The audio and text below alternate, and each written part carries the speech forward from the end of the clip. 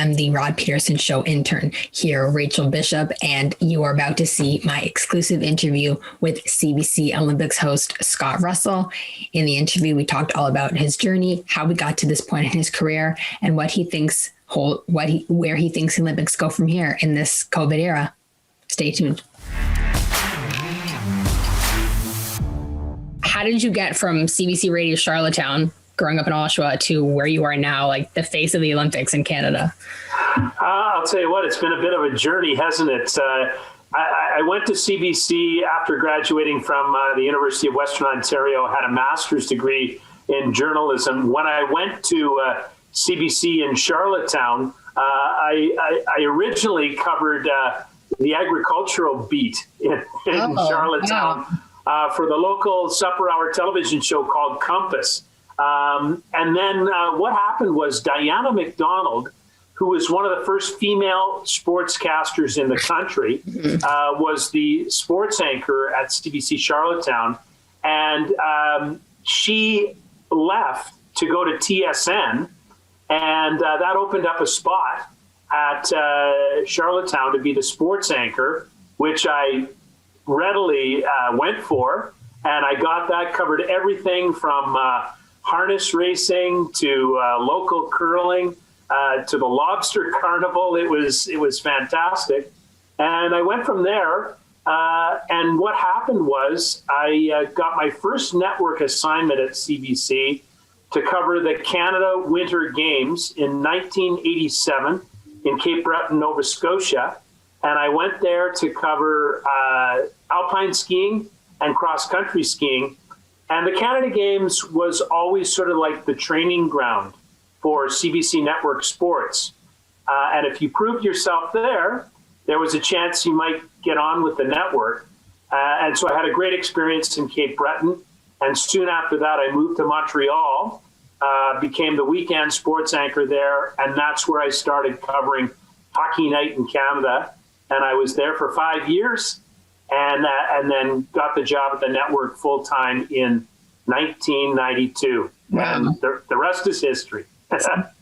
That's crazy. So you've been working at CBC since before I was even alive. That's really cool. Yeah. What's kind of the differences between all those jobs and, being the in-studio host now? What would you say are the biggest challenges in terms of the adjustments, or the biggest differences that you noticed? Well, being the sideline reporter at the CFL, rinkside reporter at Hockey Night in Canada, and I went on to host the Western shows on Hockey Night in Canada. It was a great proving ground to do the job that I'm doing now, which is the studio host of the Olympic Games.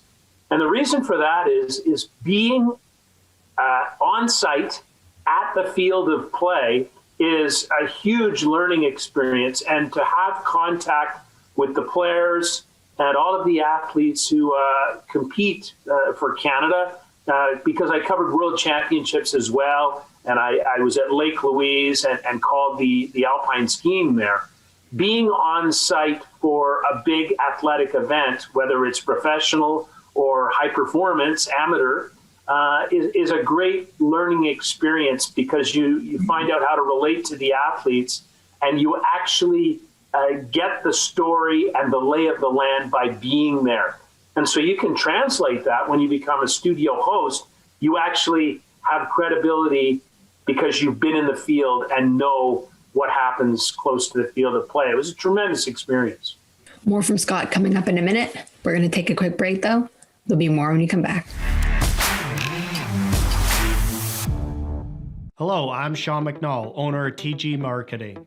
We are a promotional product company located in Regina, Saskatchewan. Originally founded by Tom G. McNall in 1985, we are now in our 35th year of business.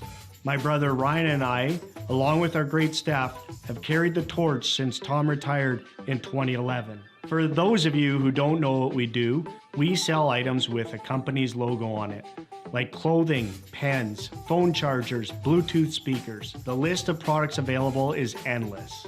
Our products are a great form of advertising. Whether you want to give a gift to a valued client or show your appreciation to your staff, We have a friendly team that can help find the right product for your needs. The key to our success has been our customer service and our vast knowledge of products in our industry. We ask the right questions to get you in line with the proper product for the project you are working on. Stop by 1046 Winnipeg Street and view our showroom. Get some ideas for that next promotion you're working on. Let's make your business what everyone's talking about.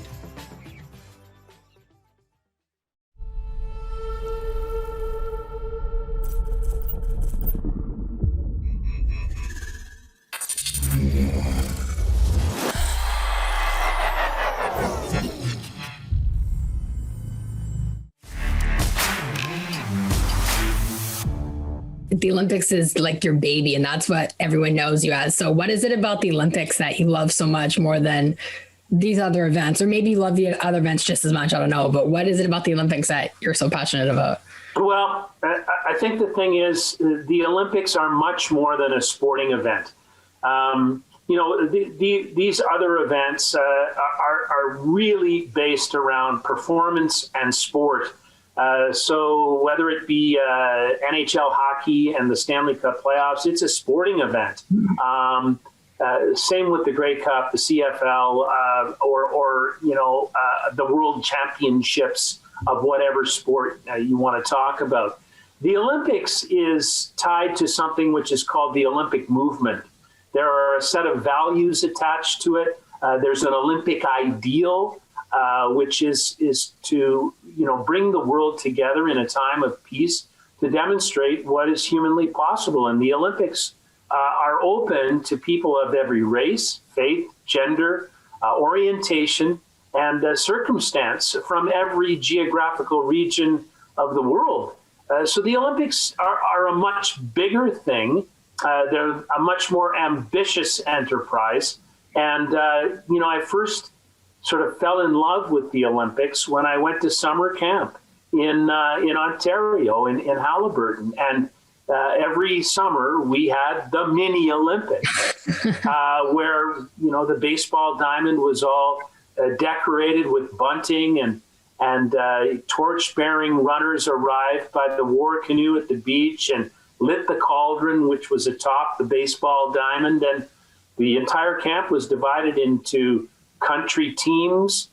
We built embassies, and there was an opening and closing ceremony. And, it's a real, it is a spectacle. Mm-hmm. That's what I love about the Olympics. It's a spectacle. It's the greatest recurring spectacle on the face of the earth. Mm-hmm. And there is no event on the earth that is as ambitious as the Olympics and aspires to be all things to all people.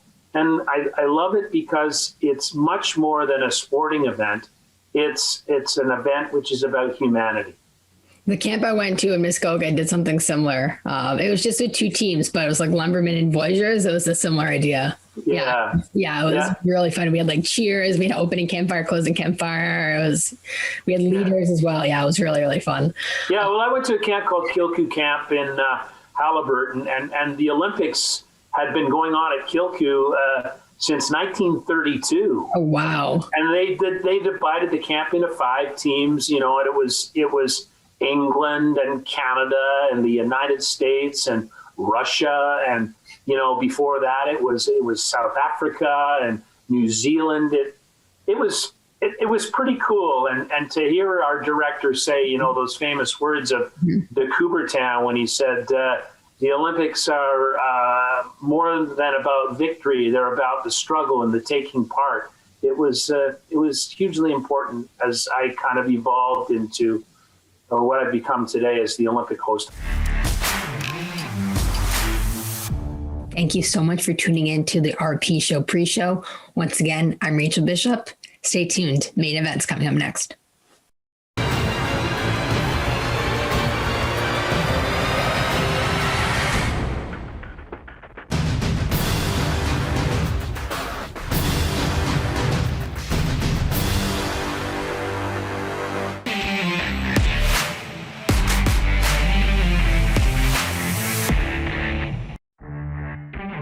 Right now.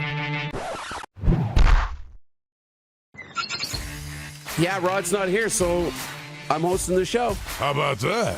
NHL playoffs all week. There we go. Back in for another day. You like that, Kelly? Darren DuPont show. I like it. You've even got your own graphic now. I know, right? What we need, and I'm working on this. We need that graphic on the coffee mugs, right? The cardboard cutout. That's true. That'll be next. I've got a couple of these at my office. Yep. Of these. Yep. But I don't have the bearded Darren DuPont version. And it's funny, I got it back now a little bit in the summer. But welcome to Tuesday's edition of the Rod Pedersen Show on Rod's week off. Yes, Darren DuPont, the Silver Fox, Kelly Rempel is in for Tuesday's edition of the show. Rod's away this week. As you're following his social, he is in a conference working on the recovery side. So he'll be back in Tuesday. It's the long weekend this weekend, so programming note, we won't be on Monday. When did they start calling you Moose? I know. I don't know if it's going to stick. Did I miss an email from Clark? You might have missed an email. So... Somebody, see, the Moose Show. B. Henderson's watching on YouTube. Good morning. Don McNeil's in sunny Alliston, Ontario. Everybody's watching, so good morning. Ryan McCarthy's on time. He's often late, and you'll see he'll pay his $5 fine every time he's late, but he's here this morning. Says good morning. North America, Mexico, Norway, and Qatar from mostly cloudy Saratoga, New York this morning. So we always get the Saratoga, New York weather update. So the Moose story...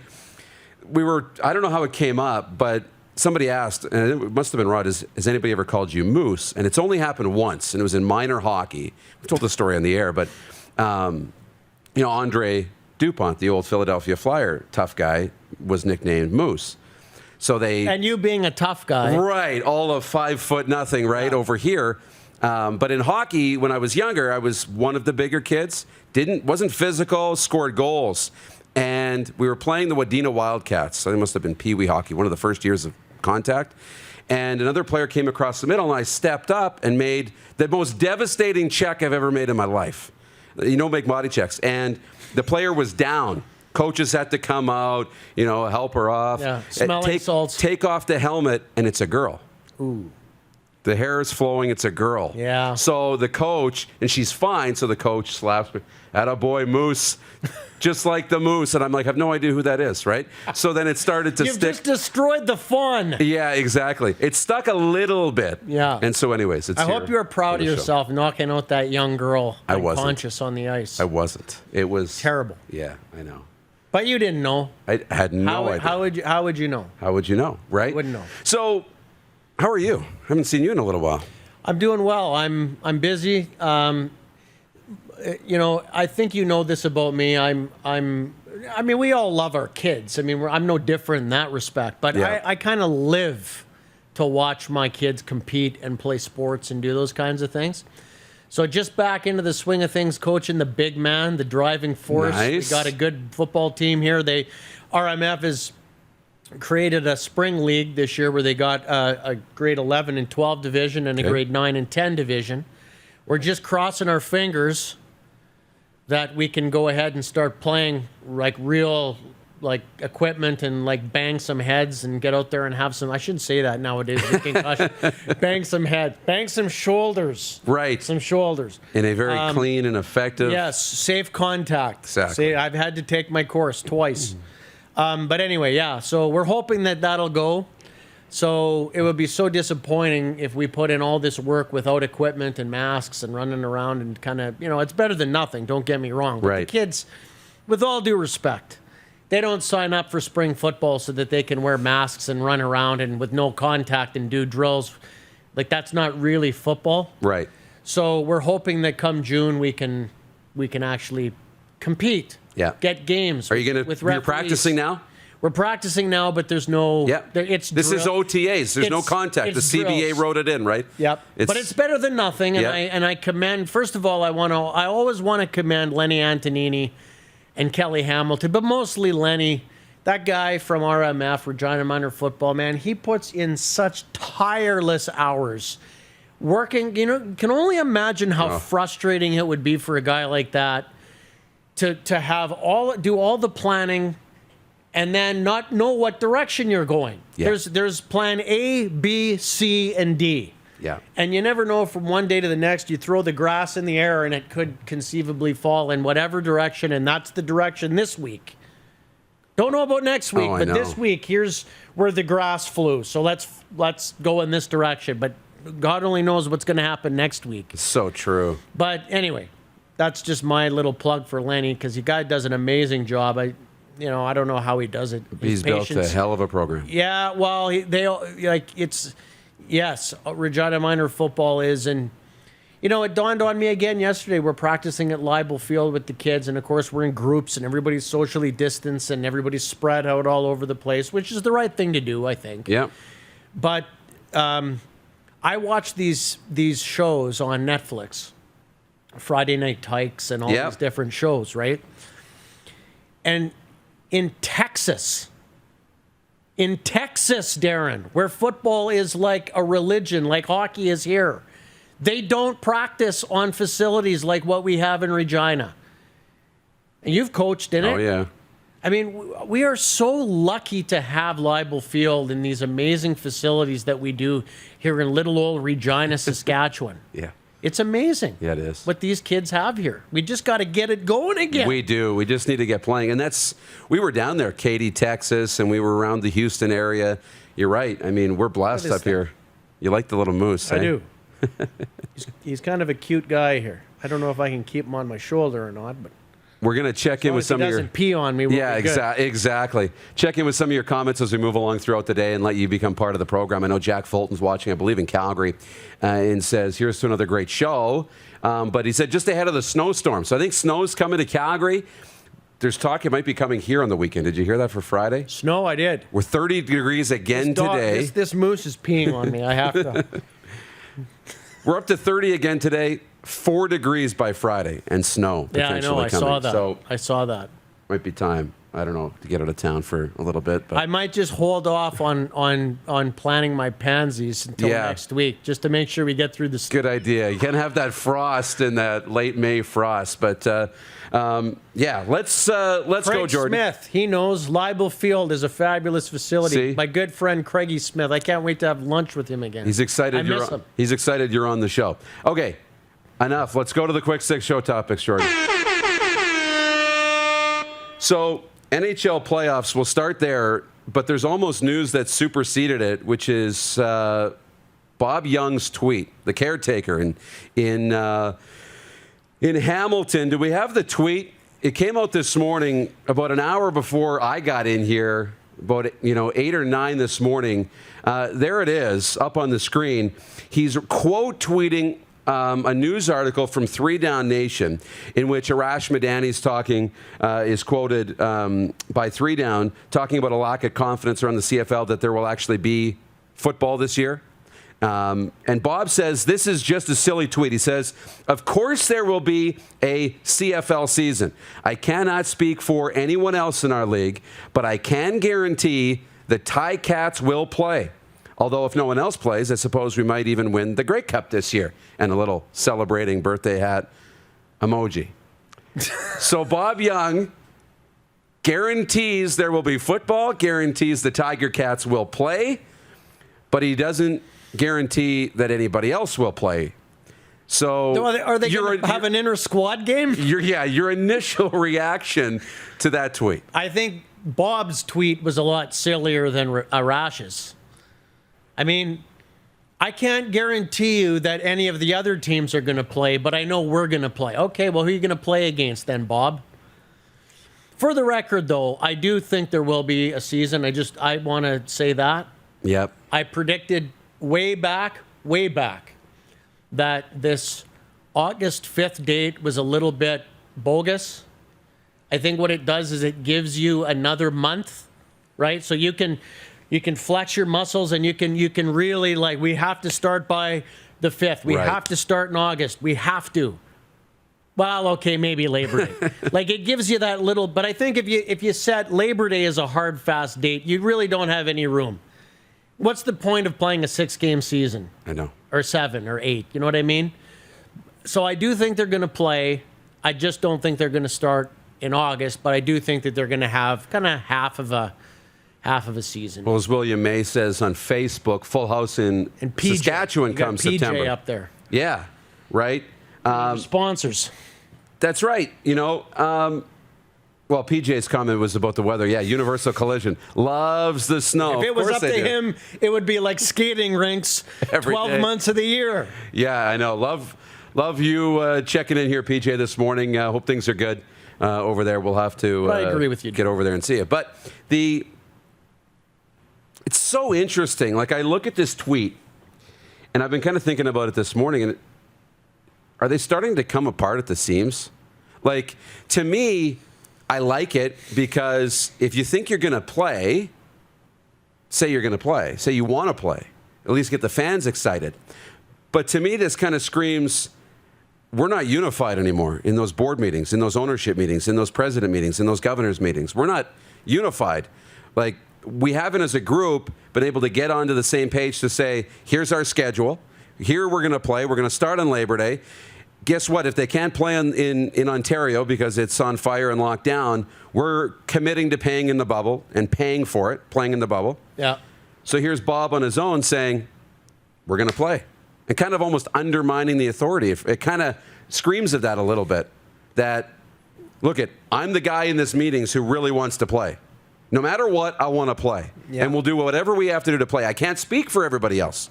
So when it comes out in August or in September that, hey, we're going to cancel our season again because the bubble's too expensive and COVID hasn't gotten where it needs to be and we haven't had enough vaccines, just know the Tiger Cats were wanting to play.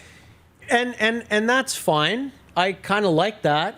But I don't disagree with you. I mean, look, not to take this in a totally different direction, but in business, okay, there's sort of an unwritten rule in the boardroom that we may all yell and scream at each other in here. That's fine. Yeah. But when we go out there, we're one. So I may not like what happened in that board meeting, and my group, I can only have one vote out of 9 or whatever. I might pound my fist down on the boardroom table and adamantly disagree with everybody in here. But when I leave that boardroom, when I go out into that corridor and somebody puts a microphone in my face, I'm with you guys.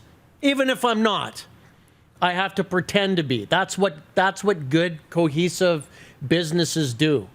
Whether you're a car dealership, whether you're whatever, you get these different car dealerships or different managers at different dealerships, whether you're at a radio station and you get the program director and the general manager and the DJ. You get all of these different guys and they're fighting amongst themselves. But when they talk to people out there in the community, you can't have different guys with different agendas airing their dirty laundry. And I agree that sometimes in the CFL, it's like it's disjointed. People, I think the guy here does a good job. You don't ever see Craig Reynolds arguing, and disagreeing with what this guy said or what that guy said. But it does feel sometimes that they're not all on the same page. Well, you better get on the same page here pretty quick, because what's the date today, Darren? 18th of May? Yeah. And you're supposed to be playing in August? So maybe you better get a plan, and you better get everybody pulling the rope in the same direction. And while I'm ranting, here's another thing that I've been thinking about, I've been pondering. This is what I do when I'm not thinking about my son's football at 10:30 at night when, after, Jays and 30 is over and I'm ready to watch something else. So here in Saskatchewan, we've got this pretty good plan that's been rolled out. Whether you agree with it or disagree with it, you can't argue that it at least, if nothing else, there's been good communication. That's right. Best in the country. Yep.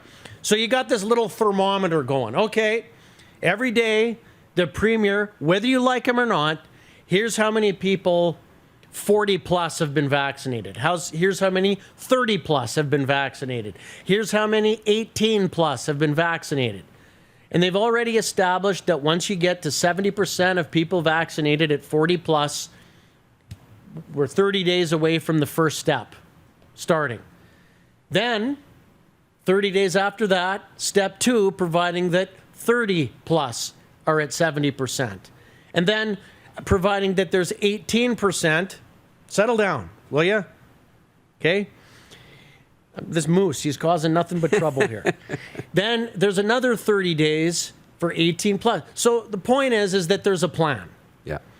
And as I understand it, unless I'm missing something, you got 30 days after the original opening, which would be May the 30th, and then the step 3 would be 30 days after that. So you're talking early to mid-July that you would literally have at least 70% of people 18 plus vaccinated. That's and right. now they're starting to open up the second round. Yeah. Right? So people that were 80, some would be vaccinated twice. Well, if they're getting now 130,000 doses or vaccines a week, Yeah. that number by the early part of July, you could literally have 40 to 50% of people, period, that have been vaccinated twice. So let's just pretend for a minute that the rest of the country, for some reason, they just can't be as efficient as Saskatchewan. No matter how hard they try. Okay. We're just way superior in getting the needles in, rolling up the sleeves and getting needles in arms. Yeah. Let's give them the benefit of the doubt of 2 or 3 weeks. Well, there wouldn't be a province in the country that by August the 5th wouldn't have about 40 or 50% of their residents vaccinated twice. So what's the problem? Why can't we play? Like, what is it going to take for some of these people to just relax, take a deep breath, and say, guys, it's okay. You got 50% of your population that have been vaccinated twice. And we still want to hold everybody back and say you can't have 25 or 50% or whatever that number is watching sports in stadiums? I know. What is it going to take, I know. Darren? I know. And we haven't gotten to anything on the show topic. Jeez. We will. We got get 2 hours frustrated. to do this. We're I in get cruise control frustrated. now. So does he get As of today, Saskatchewan, by the way, vaccines are eligible for those 16 and over. Yeah. So we're rolling. I got the But we're- big man booked. Yeah. I got mine on Saturday. We're rolling. But we're 3 weeks away from going to stage 2 once we have 70%. Yeah. Then once we get to that, we have to wait another 3 weeks for stage 3 and another 3. So we're 9 weeks away from getting to a place where we have 70% of our adults vaccinated, and we're into step 3 or whatever. But there will be a lot of people that will have their second dose by For that sure, time. 85 and over are eligible now, and if you've had it before February 15th, you can get your second vaccine. You can book it now. So that's great. But the other provinces haven't even started this plan. They're not even at step 1 yet. So when each of those get to step 1, it's 3 weeks, 3 weeks, 3 weeks, right? So we're at 9 weeks now. Well, if they do the same plan. Right, and if they do the same plan, which has been Which they effective should, here. because ours is working. Right, but when they start, it's minimum 9 weeks to catch up. So when you start stacking 9 weeks on top of each other, it's hard to imagine that we'll get there by September. Yeah, but they're okay. But they may not be doing it exactly like. So we've done it differently, right? Right. We've kind of said, okay, 80. They might 70, just roll it out 60. to, hey, 18 and over, let's go. Whatever. But I mean, Saskatchewan represents about 3 to 3.5% of the population of the country. Yeah. So we're getting our doses accordingly on a strictly a per capita basis.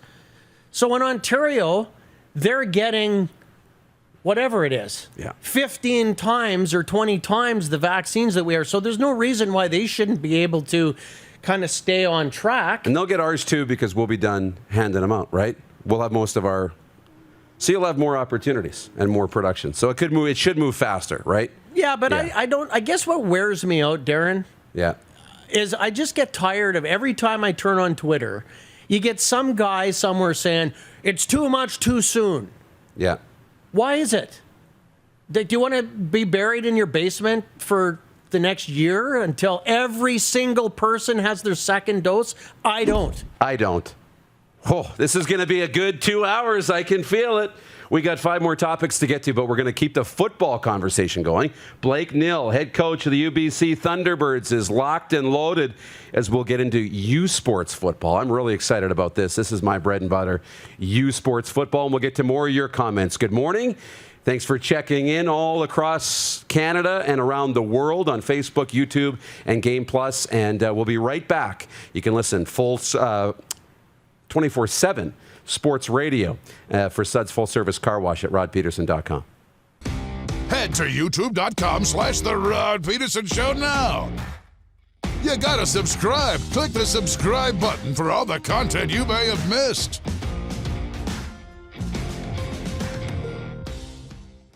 Universal Collision Center is Saskatchewan's premier auto body shop. Our extensive process ensures that every vehicle that comes through our state-of-the-art facilities is returned pre-accident condition, and that every UCC customer experience is an easy one. We're certified to repair all makes, all models, and all luxury brands, and Universal Auto Spa offers full-service detailing packages to suit you and your vehicle. Plus, we're the official body shop of your Saskatchewan Rough Riders. Universal Collision Center, 3910 Rochdale Boulevard and 2355 First Avenue in Regina. Bronco Plumbing and Heating, proudly serving Regina and surrounding areas since 1978. We are excited to announce the new Bryant Furnace Trade-in Allowance Program. If you have a working Bryant furnace, 15 years old or less, you may be eligible to receive a new furnace at a discounted rate. If you'd like to take advantage of the Bryant Trade-in Program, or to hear how we can help improve your home, give us a call today at 306-781-2090. At Prairie Mobile, you can get the phone you want when you want. All smartphones are $0 every day. With convenient locations across Saskatchewan, Prairie Mobile, your SaskTel authorized dealer, has you covered. Visit us online at prairiemobile.com. Is it time to take your event online? Bring it to IKS Live. We've got a fully customized virtual event platform with remote guest support for your next fundraiser, talk show, conference, performance, and more. IKS Live offers live streaming to Facebook Live and YouTube and pre-recorded capabilities, both in our studio with green screen available and on location with pre-production and post-production services. Visit us at ikslive.ca. In today's fast-paced world, we know you don't always have time to cook a nutritious meal. The Mad Greek in Moose Jaw's got you covered with delicious takeout and delivery specials, even for large groups or occasions. Authentic Greek cuisine, pizza, ribs, and more. There's something for everyone to enjoy.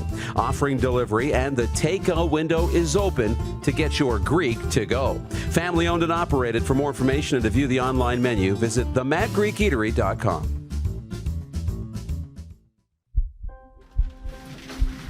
People donate blood for moments like this. But there are lots of reasons why Canada's Lifeline needs donors every day. Like the fact that someone with leukemia can need up to 8 units of blood a week. Or that donated blood lasts no longer than 42 days. Or to help new moms and babies, like Henry. There's lots of reasons to donate blood. That's why we need donors every day. The need for blood is constant. Join Toyota and our Toyota dealers in supporting Canada's Lifeline. Here's how your business can be a part of Canada's fastest growing sports talk show. All you have to do is contact us, and we will tell you all about the dynamic and exciting marketing opportunities we have, utilizing a fully integrated 360-degree multi-platform. Imagine your business seen and heard across Canada on Game Plus TV and around the world on the Rod Pedersen Digital Network. You will use one of the most overused expressions in sports. You gotta be kidding me. Get your business involved. Contact the Rod Pedersen Show today.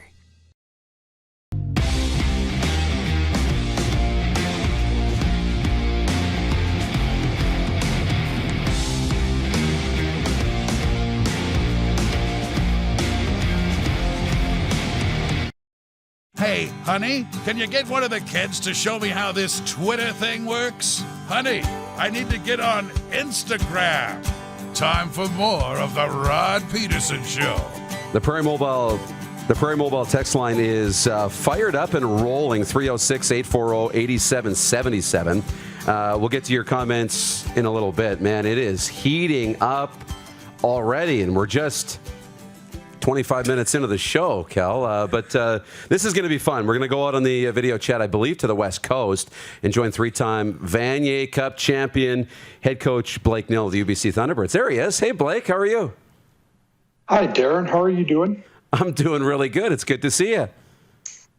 Great to see you as well. Where are we connecting with you? Are you in Vancouver? Yeah, I'm here in Vancouver. I'm at the stadium here on the UBC campus. Come into work every morning, try to remain functional and prepare for this upcoming season. I was going to say, or are you on some, plush Bowen Island estate like Jim Mullen is? No, look, I'll show you something. There's, yeah, absolutely. Vanier Cup, I'm in the office, man. Yeah, Good. I'm in the office. Good. It's been a while since I've been out there, so I can't wait to get back out there. Speaking of that, we were just talking about Bob Young's tweet, right? I mean, and the CFL, but I look at it, and the CFL and U Sports are two completely different animals. Where are we at? Where are you at going into work every day, planning for a football season? I know the updated kind of schedule and plan was announced by the Canada West. Where are you at on day-to-day in your preparations for a season? Right now, Darren, I'm preparing for, getting ready for training camp, making sure that my athletes are here, that they're, we're going to have to jump through a few hurdles. We're going to have to make sure everyone's isolated, make sure everything is done in accordance to provincial health regulations. But we're excited. The athletes are excited, and I'm looking forward to getting back to normal and going out and competing. What would be the biggest challenges to get you guys on the field right now? Those hurdles to get the Canada West back playing? There's a couple, Darren. The one thing you got to remember is our athletes most of them haven't been in collision type or consistent collision type situations for up to 18 months. We know from when the NFL came back early from a strike that we're going to have young men who are susceptible to soft tissue injuries. We've got to have a prolonged sort of adaptation back into the game. So that creates a little bit of a challenge. And then, of course, we've got to be able to adjust to the provincial health regulations. And right now in BC, we're able to get a group of athletes on the field, in smaller groups and work on work on some levels of skill, some level of training, just to make sure that when we get the goal, that we're going to be ready to make the most of it. Blake, I'm curious to get your thoughts on this. So one of the things that doesn't get talked about a lot, obviously, is recruiting, because people, are watching the older players, but it starts by bringing in the grade 12s or the younger kids from the high schools, and then eventually they work up the ranks. But last year there was no grade 12, right, because the kids didn't play. So what kind of challenges has that created for you? And did you find it a difficult transition, or did you already kind of know the base of the previous year's grade 11s, and it really wasn't maybe that big of a deal, or how does that all play out? I don't think it was that big of a deal. Most university coaches recruit based on the athletic potential of the young men. And, my opinion has always been, if you're the right kind of athlete, have the right kind of academic performance, and are motivated, I can turn you into a U Sports athlete. And so we approached it last year and this year, going out, find these athletes and look at, maybe you didn't have a lot of film to look at, but you evaluate them on other criteria, evaluate them. What the pandemic sort of initiated for us was the use of Zoom. And so it actually became easier to reach out to these kids more regularly, get to know them better, look them in the eye, and you just feel more comfortable now with that you actually know the individuals coming into your program. Speaking of developing players, 14 players selected from the Canada West in the CFL draft. I know something you're really proud of, and those 4 in the first round. But Craig Smith is watching and has a question about that. He says, hey, Blake, what can you say about the kids drafted? Cross, Alatic, and Graham. And he says, all the best in 2021. Go T-Birds. That's from Craig Smith. So what can you say about your kids that got selected? Well, first of all, it's great to hear from Craig. I hope everything's well. The kids we got drafted are all going to play first year. They're especially Halodic and Graham are two peas in the same pod, both large, athletic linebackers, could play down on the line of scrimmage, I guess, if you wanted them to, but will fulfill every special team role that a CFL program wants them to. The kid out of Saskatchewan, Cross, is perhaps top 5 that I've ever coached. He brings incredible instinct, incredible passion in every aspect of his preparation, in terms of his training, his preparation in the film room, his understanding of the game plan. And then once he's on the field, you're hard pressed to keep up with his effort. And so when Hamilton drafted him, I sent a message right away to Spencer Bohm, who played for me at Calgary and who's part of their personnel. And I just said, you just got a top 5 guy of mine all time. And they were ecstatic. And I can also remember during the winter discussions talking to my buddy Kyle in Winnipeg, and he goes, do you think he's going to slide under the radar a bit? And I'm going, Kyle, he's not going to be available second round. And you know, when he went the last pick of the first round, I sort of smiled and thought about my buddy Kyle Walter, but he got his share of talent too. So I'm very excited for Nick Cross. I think he's just going to be a superior football player and is a superior young man. I only got a couple more for you, but on that, how much are you following or treating these players who have been drafted? If the CFL doesn't play this season, the assumption is they'll all come back and have another year with the Thunderbirds. Is that right? Yeah, that could happen.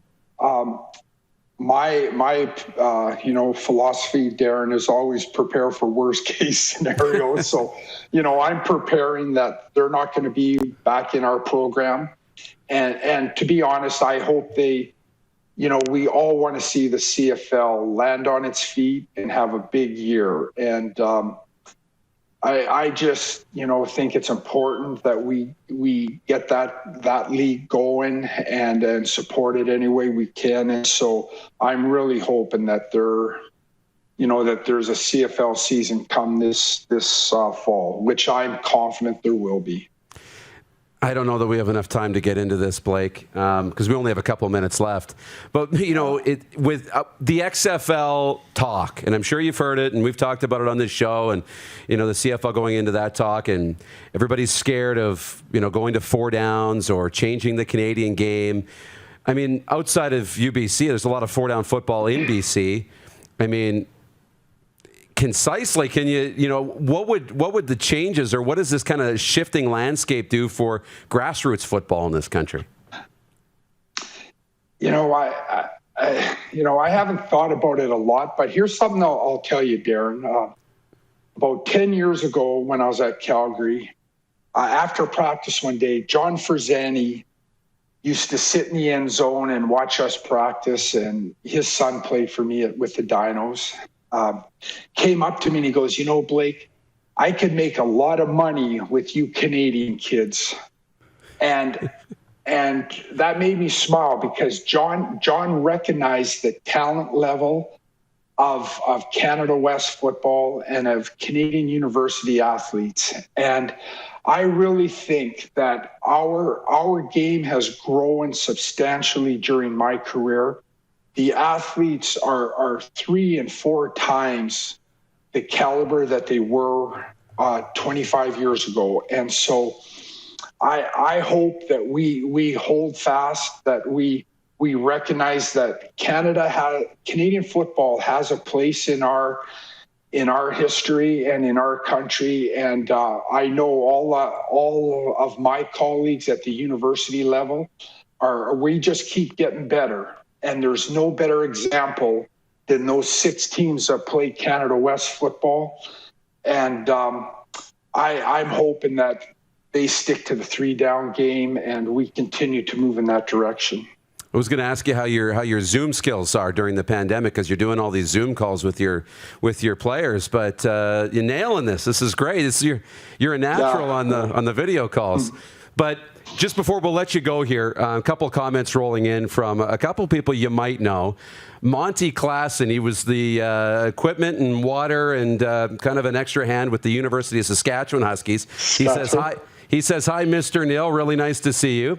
And Anthony Woodson's watching the show this morning.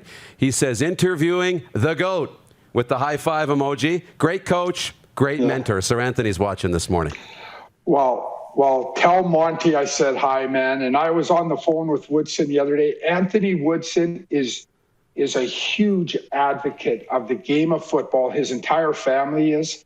And he's doing everything he can to build it in the city of Calgary. I have nothing but time for the Woodson family, and he helped me win a lot of big games, and I'm wishing him all the success as he moves forward in his life. And he's going to be a new father here in a couple weeks, I think. Congratulations, Anthony. That's great. Yeah. Blake, real treat catching up. I know for Jim, he's invited us out to the coast when the pandemic ends. We might do the show right from his deck on the island. So if that happens, we'll put you on a ferry and bring you out, and we'll see you soon, I'm sure. Darren, thank you very much.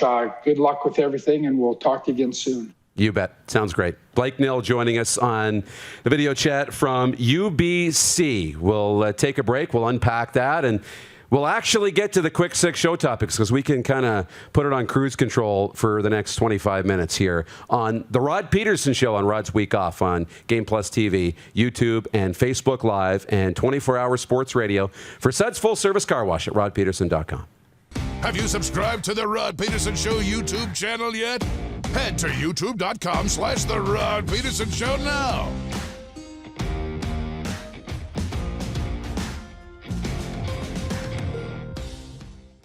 Nestled in the scenic Qu'Appelle Valley, just 20 minutes northwest of Regina, is one of the finest golf courses in all of Saskatchewan, the Deer Valley Golf Club. The clubhouse has a full-service restaurant, and customers can enjoy a casual dining experience with spectacular views of the golf course and valley. A fully stocked golf shop, staffed by PGA of Canada professionals, is equipped to meet all of your golf apparel and equipment needs. Book your tee time, family event, or corporate tournament today at the Deer Valley Golf Club. Call 306-731-1445. Don't rack your brain trying to source the equipment and materials you need for your business. Rockstar can operate your entire supply chain, from PO creation to expediting your shipments, all from our office. Leverage the buying power of the Rockstar Buying Group to not only save money and time, but also the headache. From gloves to glue, we can provide it for you. Find out more at rockstar.com. Capital Ford Lincoln is Truck Nation. Looking to buy your next truck or sell your current one?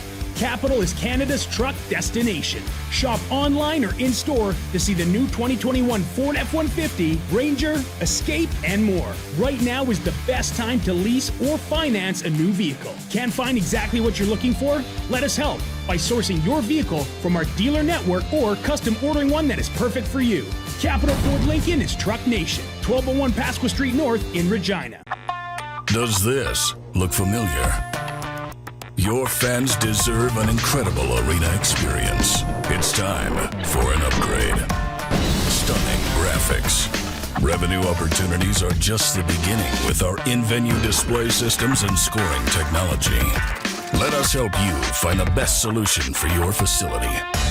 BDG, always delivering the best fan experience.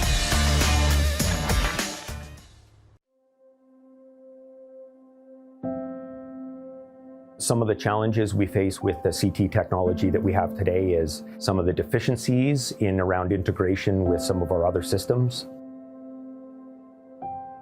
The addition of 2 new 4D simulators within the programming of the Saskatchewan Cancer Agency is going to have significant impact on the care we provide to the people of Saskatchewan. We started Suds Car Wash in 2003. There's a bit of us in every part of the business. I've been working here since I was about 10 years old. Hard to believe it's been 12 years since. Working with my family has been great. My mom and dad have taught us the importance of hard work. I've been here since I was 10 years old, and my dad has taught me a lot about quality work. From all of us at Suds Car Wash, we make your car shiny.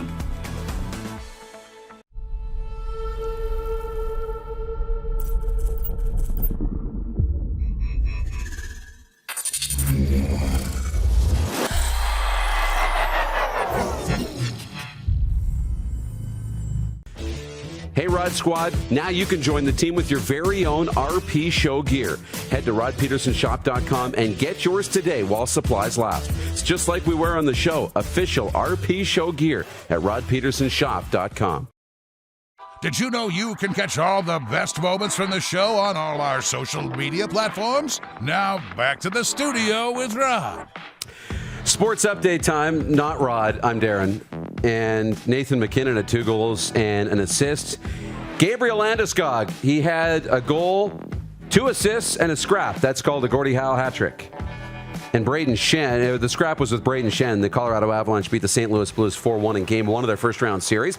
Jordan Binnington gave the Blues a chance, stopping 46 of 49 shots. Jordan Stahl scored twice, helping the Carolina Hurricanes to a 5-2 win over the Nashville Predators in the first game of their team's first-round playoff series. Nino Niederreiter hammered the puck past UC Saros from between the circles at 2:26 of the third to break a 2-all tie as the Hurricanes made their move with a strong final 20 minutes. Brad Marchand scored 39 seconds into overtime after teammate Taylor Hall tied the game late in regulation. The Bruins rallied to beat the Washington Capitals 4-3 to tie their first-round playoff series at a game apiece. Marchand was Boston's OT hero in a game in which he made more noise for taking post-whistle penalties than producing. The Bruins' leading scorer looked more like himself on the one-timer he ripped past Craig Anderson in overtime. The sports update is for the Tap Brewhouse and Liquor Store, and we'll tell you they are open. We went for lunch yesterday, took the staff there for lunch and for Ben Cahoon's G2G protein bars, 8 delicious flavors,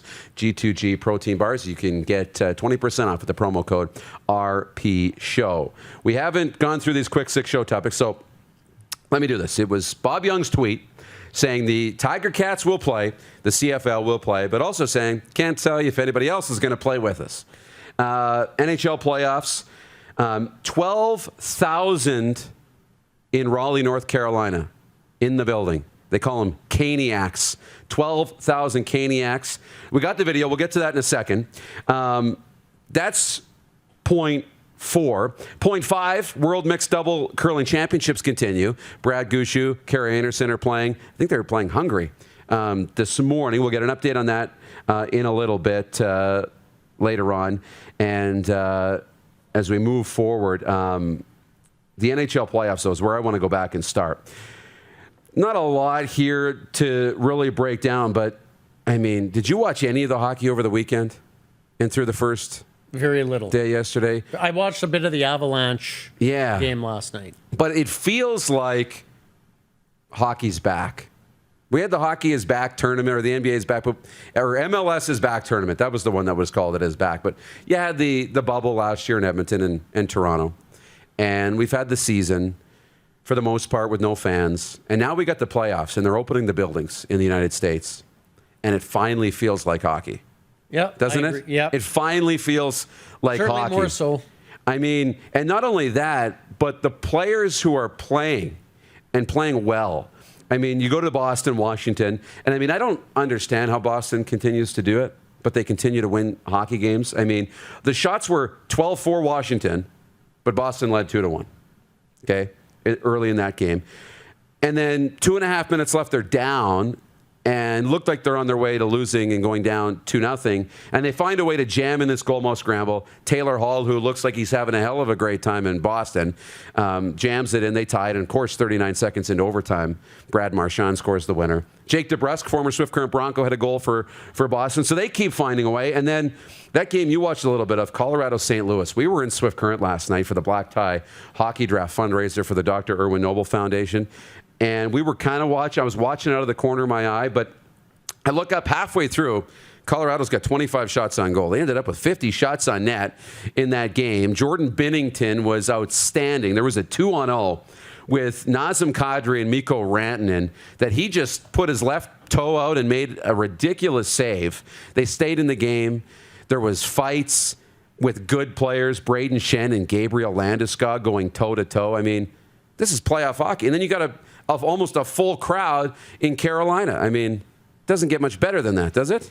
Well, the fans definitely make a huge difference. I mean, I remember last year, and even, to some extent this year, you're just so happy to get hockey back. You're so happy to get live sport back that whether you're watching, the NFL or whether you're watching Major League Baseball or the NBA or hockey, whatever, you're just so happy that they're playing that it's, well, whatever. Even if it's with no fans, I'm okay with that. But now you're getting to the point where it's like, okay, I'm kind of tired of the no fans. I want to have some electricity and some excitement in the building. Yeah. And it makes all the difference in the world. Who's kidding who? And you got to think if you're a player, it makes all the difference in the world too. I even saw some interviews this year with some of the Blue Jays where they were talking about it just feels more like baseball when you're feeding off a little bit of energy and there's a little buzz in the stadium. It's I think everybody enjoys it more, don't they? Is there anybody that wouldn't?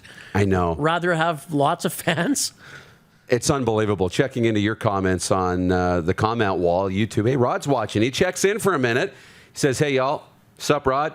Tacona Pally with a couple of comments. Taylor Hall, how about that?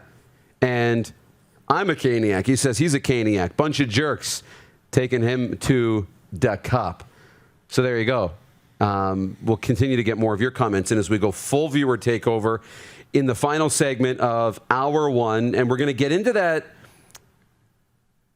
Hurricanes Predator series. And we're going to show you, we're going to take you inside the building in Raleigh, North Carolina, and show you what that feels like with a video that was posted on Twitter. So I'm looking forward to that. And coming up in Hour 2, Mitch Love, head coach of the Saskatoon Blades, assistant with Team Canada's World Junior team, and Wade Minter. He was there. He's the public address voice for the Carolina Hurricanes. So we'll get a really good glimpse into what that atmosphere was like in Carolina last night. A little more recap on Night 3 in the NHL playoffs as well. That's all ahead here on The Rod Pedersen Show on Rod's Week Off here on Game Plus TV, Facebook, and YouTube Live and 24-hour sports radio for Suds Full Service Car Wash at rodpedersen.com. Have you subscribed to the Rod Pedersen Show YouTube channel yet? Head to youtube.com/The Rod Pedersen Show now.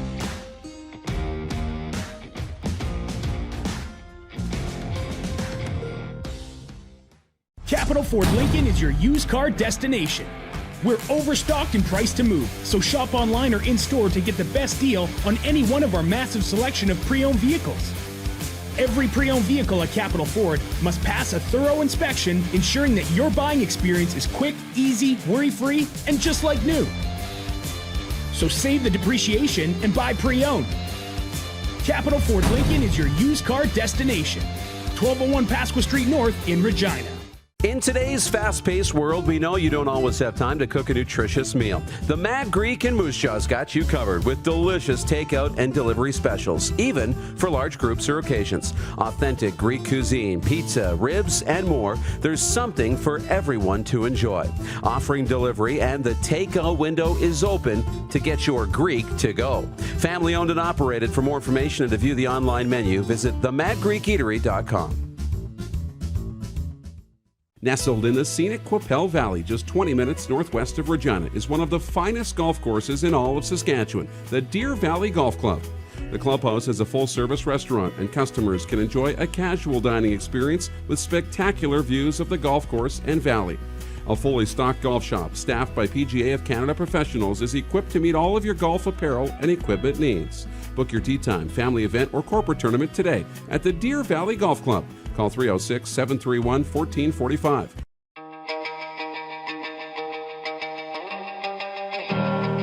Well, when I first started playing, the scholarship was so important to me. I was working 2 jobs. I was working at a gas station, and I used to actually line the field for the team to get paid just to make some extra money. I think for me, the opportunities that the scholarships provide is very important, or very specifically the stress it alleviates for myself. The Rams give me the opportunity to buy everything that I need to get the best grades that I can, and that'll lead to me getting hopefully the best job that I can in the future. there wasn't a scholarship opportunity with the Rams, I know that life would have been a lot more difficult for myself. I'm not too sure exactly how much longer I would have been able to play beyond my first year. With the opportunity that they provided for me to go through school with the financial support and with the opportunity to continue to play football, now that I look back on it, it was the most important thing in my life.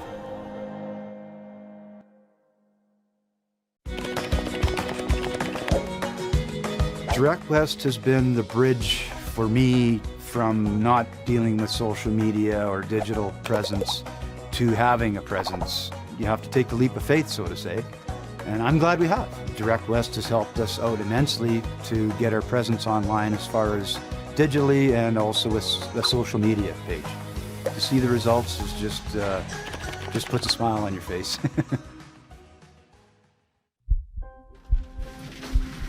People donate blood for moments like this. But there are lots of reasons why Canada's Lifeline needs donors every day. Like the fact that someone with leukemia can need up to 8 units of blood a week. Or that donated blood lasts no longer than 42 days. Or to help new moms and babies, like Henry. There's lots of reasons to donate blood. That's why we need donors every day. The need for blood is constant. Join Toyota and our Toyota dealers in supporting. Send us your opinions now. We won't victimize you unless you really deserve it.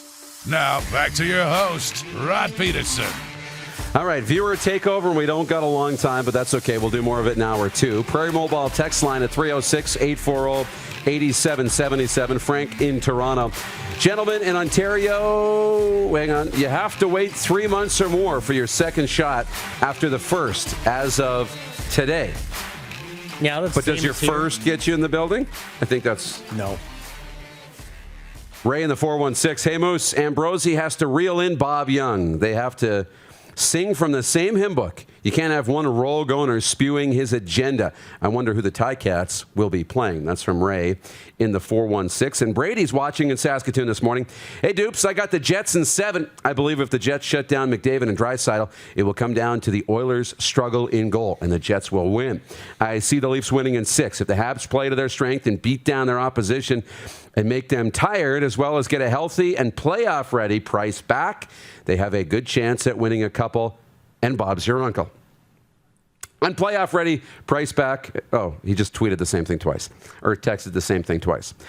So there you go. If, what does Rod say? Never mind. My aunt had nuts. If you shut down McDavid and Draisaitl, of course you have a great chance. I mean, if Florida shuts down Kucherov and Braden Point tonight, they'll have a really good chance to win too. But, okay, let's watch this video from Carolina, and then we'll talk about it. This is in Raleigh, North Carolina, Preds and Hurricanes, Game 1.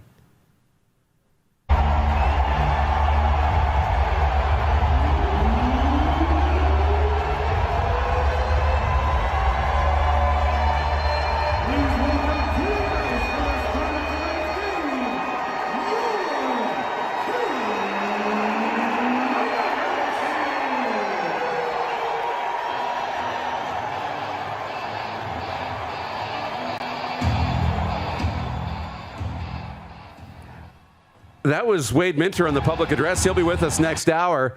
And you could just keep the crowd and that song going in the background forever. I mean, the Scorpions, like a hurricane.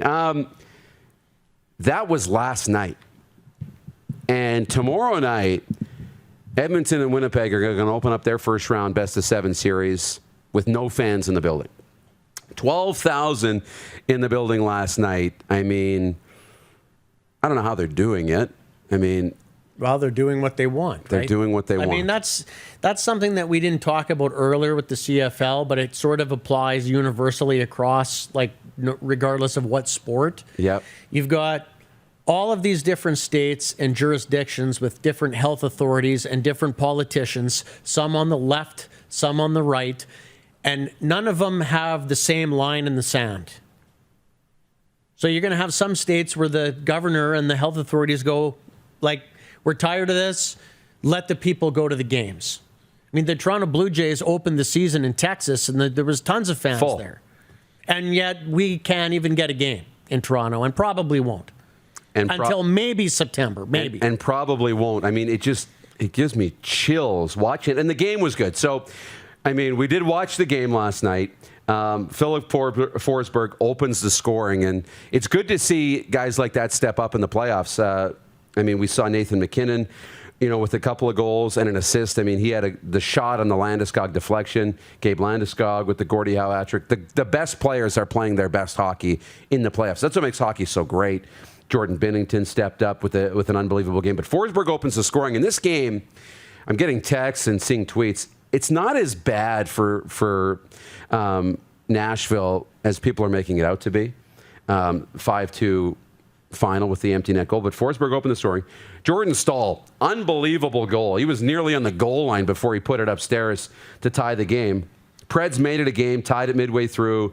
And then in the third, I think the turning point was UC Saros made a really great save in a 2-on-1, but in the same sequence, Carolina continued to play, scored, took away all the momentum, game was over. And that's kind of how the playoffs go, right? It's all about momentum swings, and you make one play, takes the wind out of your sails, and all of a sudden the series can be over really quick. But, man, we are still a day away from opening things up in the Scotia North Division, and that's our poll question. Let's squeeze this in before we get to the break. The poll question for Capital Auto Mall Universal Collision Center is, where is it? It's which series is going to go, or who's going to win the Scotia North Division? Of the 4 teams that are left, Toronto, Montreal, Edmonton, Winnipeg, who's going to win it? Go to our Twitter page or here on Facebook and vote. We'll get those results in Hour 2 on the program, along with Mitch Love and Wade Minter, and more from you here on The Rod Pedersen Show on Rod's Week Off. Head to youtube.com/The Rod Pedersen Show now. You gotta subscribe. Click the subscribe button for all the content you may have missed.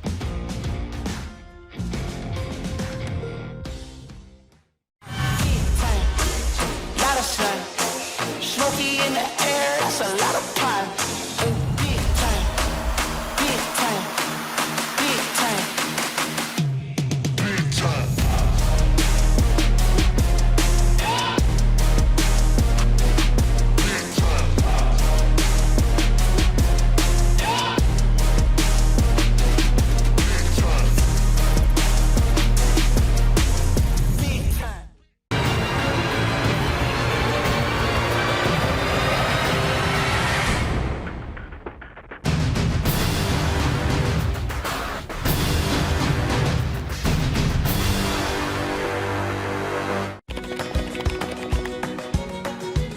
Direct West provides us with stats and analytics, and it's amazing for us to look and see that, each year we're 10 to 20% higher on our Google leads. It's great to see the success that our locations are having. The Direct West app gives us an opportunity to be in one place for people to find any of our locations or our commodities. Without Direct West, we would have to be in multiple digital places. I would recommend Direct West. They're great to work with.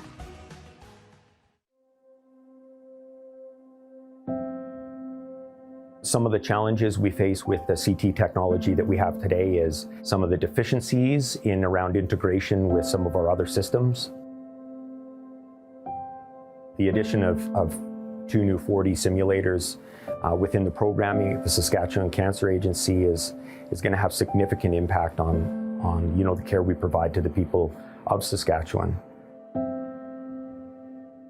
At Prairie Mobile, you can get the phone you want when you want. All smartphones are $0 every day. With convenient locations across Saskatchewan, Prairie Mobile, your SaskTel authorized dealer, has you covered.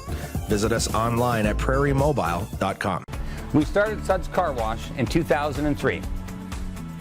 There's a bit of us in every part of the business. I've been working here since I was about 10 years old. Hard to believe it's been 12 years since. Our parents always taught us about the importance of quality of work and friendly service. And here at Suds Car Wash, we're a family-run business, so it's really important that our customers feel like family. From all of us at Suds Car Wash, we make your car shine. Capital Ford Lincoln is Truck Nation. Looking to buy your next truck or sell your current one? Capital is Canada's truck destination. Shop online or in-store to see the new 2021 Ford F-150, Ranger, Escape, and more. Right now is the best time to lease or finance a new vehicle. Can't find exactly what you're looking for? Let us help by sourcing your vehicle from our dealer network or custom ordering one that is perfect for you. Capital Ford Lincoln is Truck Nation, 1201 Pasqua Street North in Regina. Hey, Rod Squad, now you can join the team with your very own RP Show gear. Head to rodpedersenshop.com and get yours today while supplies last. It's just like we wear on the show, official RP Show gear at rodpedersenshop.com.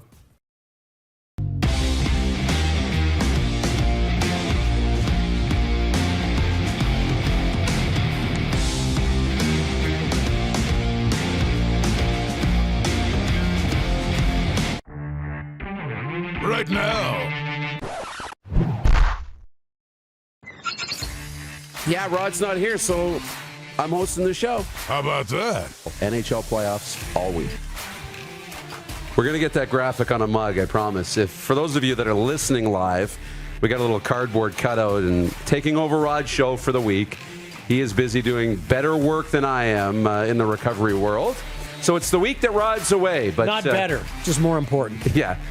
More important. Yeah. What's he doing again? It's a recovery. He's getting more certification on the recovery coaching side. So, well, that's pretty important. That's pretty important. Yeah, he's helping a lot of people. And we had a good talk about that last night. You know, Rod and I were in Swift Current last night for the black tie hockey draft. We did that from our studios last year because we couldn't leave our homes, so everybody videoed in. But the regulations have lifted a little bit, enough that we were abiding by everything. We were in 3 different locations, Louis D's, the Buffalo Brew Pub, and the Railway. And Rod and I were at the Railway, and we all did it on Zoom. So you had, 5 or 6 teams in one place and 6 or 7 in the other, whatever was, following the rules for social distancing. And it was a wonderful night, all coordinated through Zoom. Everybody had a great time, masks on, at the tables. Mike Sillinger was there, good to catch up with him and Mike Tate. And Tiger Williams was there. And let me tell you, he was having a lot of fun last night, but I couldn't believe it. It was a shocker. We were watching, and I couldn't remember if it was an American feed or if it was the Canadian feed, but there was a game on the screen. And Tiger, comes over and he's visiting with Rod because Rod and Tiger are really good friends. And he looks up and he said, looks at the screen, starts shaking his head, man, that guy is such an ass kisser. And he says, that's the one thing I'd never be. I'd rather get hit by a semi than be an ass kisser. And that's Tiger. How about that? That's Tiger Tiger Williams. I'm not going to tell you on the air who he's talking about, but I'll tell you off the air who he was talking about. Okay. But just funny, right? And these guys were just having a great time throughout the night, but I couldn't believe it. But that's Tiger. And he will take those values to his grave. But he's the same guy he's always been, and so that's doing a hockey draft in Saskatchewan. It was for a great cause, the Dr. Irwin Noble Health Foundation. So we were there doing our part last night in Swift and got a lot of windshield time in to tell a lot of stories. So Swift Current, love Swift Current. By the way, my wife's family all live there.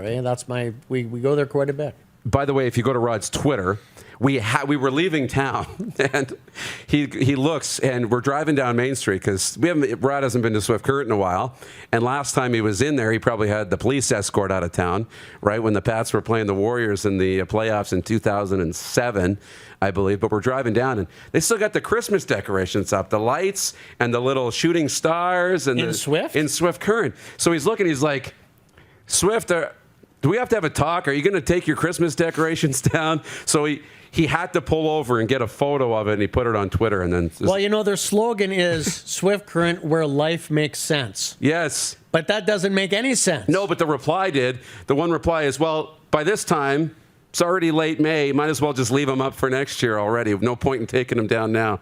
So COVID lights, COVID Christmas. It's like an extension. Just like an extension, yeah. Exactly. No, it's Jim DeConey and the folks in Swift do a heck of a job and really treated us well, and glad it went well. And I couldn't believe took a while for the Pittsburgh Penguins to get selected. Sidney Crosby lasted until like the 3rd round of the playoff draft.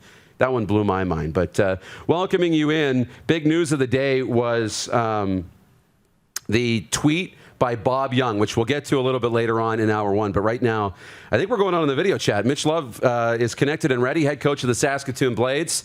And there he is. Mitch, how are you? Good, Darren. How you doing today, man? I'm doing really well.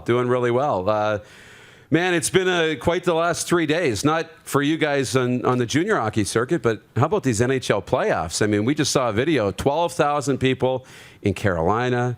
We saw that Tampa, Florida game in front of 9,600 and the emotion. I mean, let's go back there because to me, that screams your kind of game.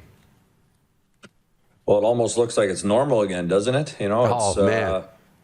It's great. It's great to see. Obviously, you know, a lot of people have had to sacrifice a lot of different things over the last year of this global pandemic, and it's great to see that you know the world's somewhat getting closer and closer back to normalcy, and that's just a great example of you know the passion of the fan bases that are especially here in the United States right now that are allowing fans to get back in the building and cheer on their hockey clubs here in a great time of year, which is the playoffs.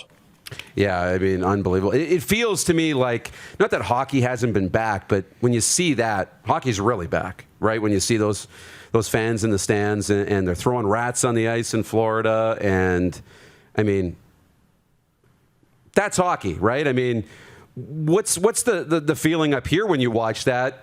And you have to play in a bubble or a hub. We're going to see, you know, the game start up tomorrow in the North Division in front of no fans. Is it envy? Is it disappointment? Is it what's kind of the reaction when as a Canadian working in hockey, watching south of the border and they're wide open? Well, I think there's just right now there's just a lot of things that are out of people's control in the hockey industry in Canada, right? I mean, with everything that's going on with the vaccination process and COVID still being you know relevant in our world, it's out of those athletes' control, and that's I'm sure been the message you know as they watch these hockey games here in the United States and what's going on down there and seeing the fans, it maybe makes them a little bit more. You know, a little icing on the cake for those whatever Canadian team's going to get a chance to come down to the U.S. and play in front of some fans. You know, if they move on out of the North Division. Mitch, the Silver Fox, Kelly Rempel is here with half a headphone, and he's got a question. So it looks like he's dialing up the old wartime. I don't know what he's doing, but I don't know what kind of show they're running here. Paul, you got to get some equipment. Look at this thing, unbelievable. Anyways. So I got a question. I was fortunate enough to get accredited to watch the games in the hub. I thought the hockey was absolutely fantastic. Do you think the quality of hockey exceeded your expectations a little bit with no Europeans and there was 15-year-olds? We don't normally see that. But to me, it looked like Western Hockey League action. The kids were competing hard. There was no fans in the stands, but it didn't necessarily translate into boring hockey from my perspective. But you're closer to it than me. What did you think? Well, I agree with you, Kelly. I thought the hockey was really, really good. You know, I would say the first 6 weeks or so, it was very intense, very emotional, very competitive. I thought there was a bit of a lull in the games when the league announced no Memorial Cup and no playoffs. I think there was a bit of a lull, and I think that's as expected, you know, with these young kids. I mean, you take something away from them or something that, you know, for all these years that we've been used to playing hockey, there's always a carrot at the end of the trail, and that's playoffs or winning a championship. And so I think that was expected. But that being said, it was still, you know, competitive. It was right down to the wire in terms of teams playing for the division. And it was just great to have back and our kids. And, you know, I'm sure a lot of coaches would say the same thing in our division. We're just proud of the commitment level that was made by those kids to go in there and sacrifice 2 months of living in a dorm. And, you know, it became a little monotonous at times, if I'm being totally honest, and they did a great job, and we're extremely proud of them. You know, you kind of touched a little bit on where I was going next. If you could maybe just expand on that a little bit, I'd be curious to know, like, I'd be willing to bet that none of you, not one player, coach, trainer, have ever experienced anything like that before, Mitch, where you're literally, I don't want to compare it to prison. I mean, let's not get carried away here, but you're not allowed to kind of have a life. You know, you're living in a bubble. Every meal is catered. You're not really allowed to be out and about. You can't see your friends. You can't see your family. It's just a different type of situation. By the end, did you find that it was starting to get to people a little bit, yourself included? Yeah, I think so. I thought there was times where it was again, like I mentioned earlier, it became a little monotonous. We were a little limited on what we could do around, the city, obviously, and around the dorms in terms of being outside. And, I think from a hockey coach's standpoint, like all we did is wake up, have our coffee, watch video, prep, review, get ready for the next game. What's practice look like? What's today's development model for our players? So it was okay for us, as coaches, but we're in charge of 25 athletes and staffs and making sure that everybody's doing okay mentally. And it was a bit of a challenge. There's no doubt about that. You ask any of those kids, they'd probably say the same thing. And, everybody did a great job getting through it safely. Not having any COVID cases during the 2 months is outstanding. Obviously, amazing. The commitment level by the league, the health authorities and the ownerships to make this thing happen was outstanding. And it was quite the experience. Hopefully something we never have to experience again. No kidding. Well, that's just it, right? I'm with you on that. I mean, to go to the rink every day as a broadcaster and not be able to interact with any players, any coaches, or have any of those conversations, that's not why we do it, right? I mean, the games are fun, but it's the whole experience, right? That makes it that much more special. But talk about the World Juniors is kind of the next thing on my list because you're part of that group and had such a great time there. Now that we look ahead, what's the plan for the summer camp, and where that group will go preparing for the 2022 World Junior Hockey Championships? Yeah, I think, again, Darren, a lot of this stuff hinges on, the health authorities, across Canada and what that looks like. I know typically over the years there's been a tournament in Plymouth, where they bring over Finland and Sweden and the US and Canada and compete in a mini tournament for 10 days. It's highly unlikely that's probably going to be a case again this summer. A lot of the stuff we did last year in preparation for the 2021 World Juniors was, virtually. We did virtual camp, a lot of scouting through video to try to pick our roster to have a summer camp. I'm still a little bit in the dark on where things are at with that right now. I think a lot of people are, just the way the world we're living in right now. You got to be flexible and patient with what's going on, and we'll see what happens here probably over the next month. I know the big commitment right now for Hockey Canada is obviously the World Championships over in Latvia, and that'll be exciting to follow for everybody right now, along with the NHL playoffs. The other thing, too, is the roster and what that's going to look like, the makeup of that World Junior Hockey team. And, I'd love to get your thought, because I look at the roster last year, and if you weren't a first-round NHL draft pick, you weren't playing for Team Canada. We had gone away from having undrafted players be part of the team, but with the Western Hockey League, I look specifically at that 15-year-old group this year. I mean, yeah, Connor Bedard gets all the pub and what he did at the under-18s. Mm-hmm. And that's the question, right? Does Connor Bedard, in your mind, does he fit into the World Junior team? And do you see him playing? But there's other 15s that, are probably deserving of being part of that group. They'll be in their 16-year-old year. You've got a good one in Saskatoon. Moose Jaw's got a great one. There's a lot. So do you see this group getting younger pretty soon? Well, it's hard to say, if you just looked at the big picture, like kids in the OHL not having an opportunity to play hockey this year. And then, a lot of the, upper echelon players of the 03 group got a chance to play in the under 18s down in Dallas a few weeks ago. And, that was the only touch of hockey they've had in the last year, which is unbelievable to think about when you really break it down. And, yeah. I got a chance to whip down to Dallas for a few days and at the conclusion of the hub and watch Canada play and, watch some international teams play as well. It's great hockey to watch. And, it was interesting when I got down there, I kind of asked a few people how Connor was playing and they were kind of like, he's young. He's 15 out there at times. And then, I watched the last game of the preliminary for Canada and then the 3 games that they played in the medal round, and he was outstanding. So you can never say never. I know he's 15 years old, but he's a phenomenal hockey player. I'm sure he's going to be knocking at the door, especially after that performance at the U18s here at a camp invite. But again, a lot of those decisions are out of my hands. But I can tell you, man, if you're a fan of any of those teams in our division, the East Division next year, like, man, what a crop of players coming up with the Jagers and Mollendykes and Bedards of the world. And I'm sure I'm missing guys, but Benson, our division's going to be very competitive the next few years. And if you're a fan of the East Division, that's going to be something special to watch. Yeah, it's unbelievable. I can't wait to see where it goes. Mitch, we'll let you go. Before I do, what was the first thing you did when you got out of the hub in Regina? What's the first place you went? First thing you did? Well, I stayed at Colin's house the night I got out of the hub there in Saskatoon because I knew I was getting out of town quickly after our exit meetings, and I had. That doesn't sound like something that you would celebrate, right? Going to Colin's house after. Yeah, you know what? I just I had a quick couple days before we exited the city or whatever, and had to get down to the United States here to watch some hockey and whatnot. So I had a big fat steak that he had on the smoker for me at his house, and we had a quick visit, and I was out of Dodge. So that's back to normal life here. Good. At least he treated you well, Mitch. I appreciate this. Have a great summer. Looking forward to getting back to the rink here in the fall. Yeah, you guys as well. Stay safe up there, and we'll see you in the fall.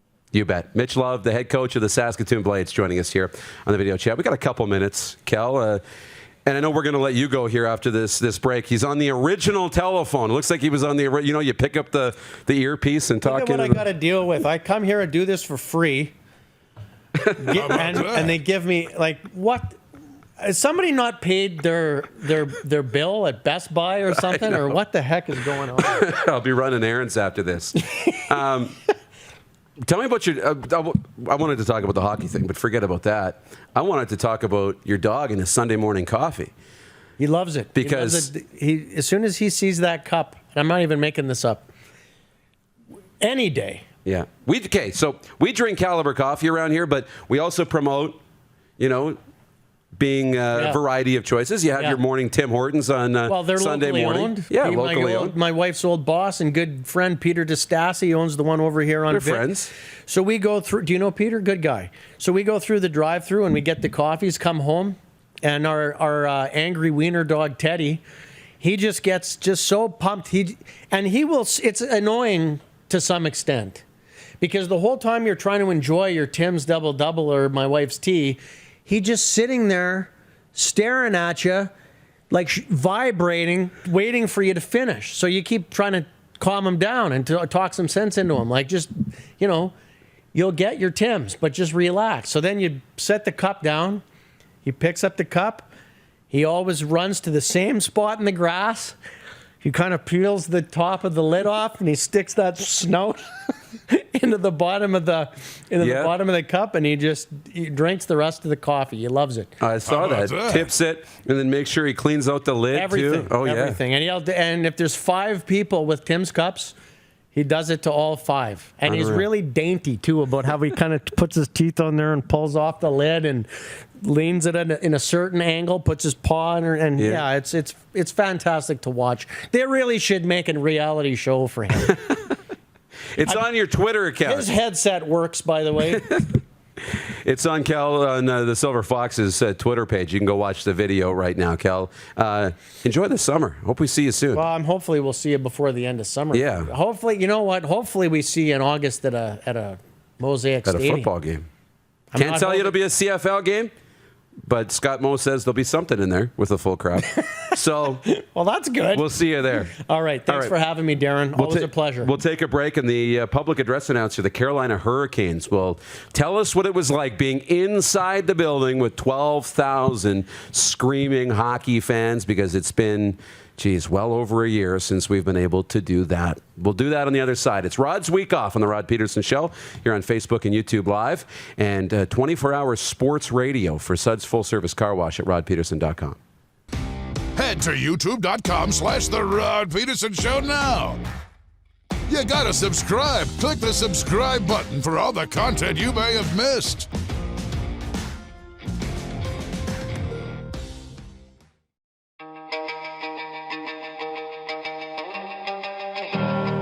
Well, when I first started playing, the scholarship was so important to me. Like, I was working 2 jobs. I was working at a gas station, and I used to actually line the field for the team to get paid, just to make some extra money. I think for me, the opportunities that the scholarships provide is very important, or very specifically the stress it alleviates for myself. The Rams give me the opportunity to buy everything that I need to get the best grades that I can, and that'll lead to me getting hopefully the best job that I can in the future. there wasn't a scholarship opportunity with the Rams, I know that life would have been a lot more difficult for myself. I'm not too sure exactly how much longer I would have been able to play beyond my first year. With the opportunity that they provided for me to go through school with the financial support and with the opportunity to continue to play football, now that I look back on it, was the most important thing in my life.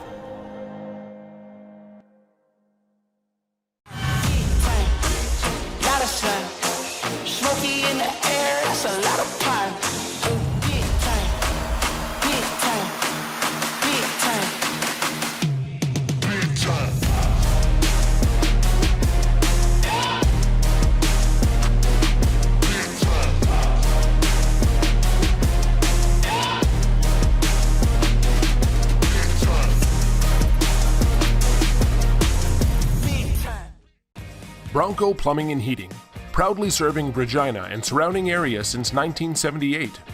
We are excited to announce the new Bryant Furnace Trade-in Allowance Program. If you have a working Bryant furnace, 15 years old or less, you may be eligible to receive a new furnace at a discounted rate. If you'd like to take advantage of the Bryant Trade-in Program, or to hear how we can help improve your home, give us a call today at 306-781-2090. Capital GMC is your used car destination. We're overstocked and priced to move, so shop online or in-store to get the best deal on any one of our massive selection of certified pre-owned vehicles.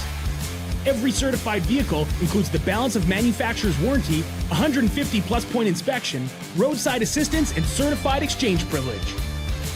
So save the depreciation and buy pre-owned. Capital GMC is your used car destination at the corner of Rochdale and Pasqua in Regina. Don't rack your brain trying to source the equipment and materials you need for your business. Rockstar can operate your entire supply chain, from PO creation to expediting your shipments, all from our office. Leverage the buying power of the Rockstar Buying Group to not only save money and time, but also the headache. From gloves to glue, we can provide it for you. Find out more at rockstar.com. Business owners and marketers.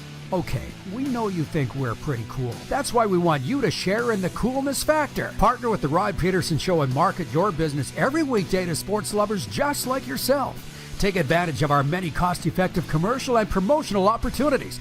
Tell the world about your business. Yes, the world. Thanks to Game Plus TV and the Rod Pedersen Digital Network. Contact us today and find out how you can be a part of Canada's fastest growing sports talk show, The Rod Pedersen Show.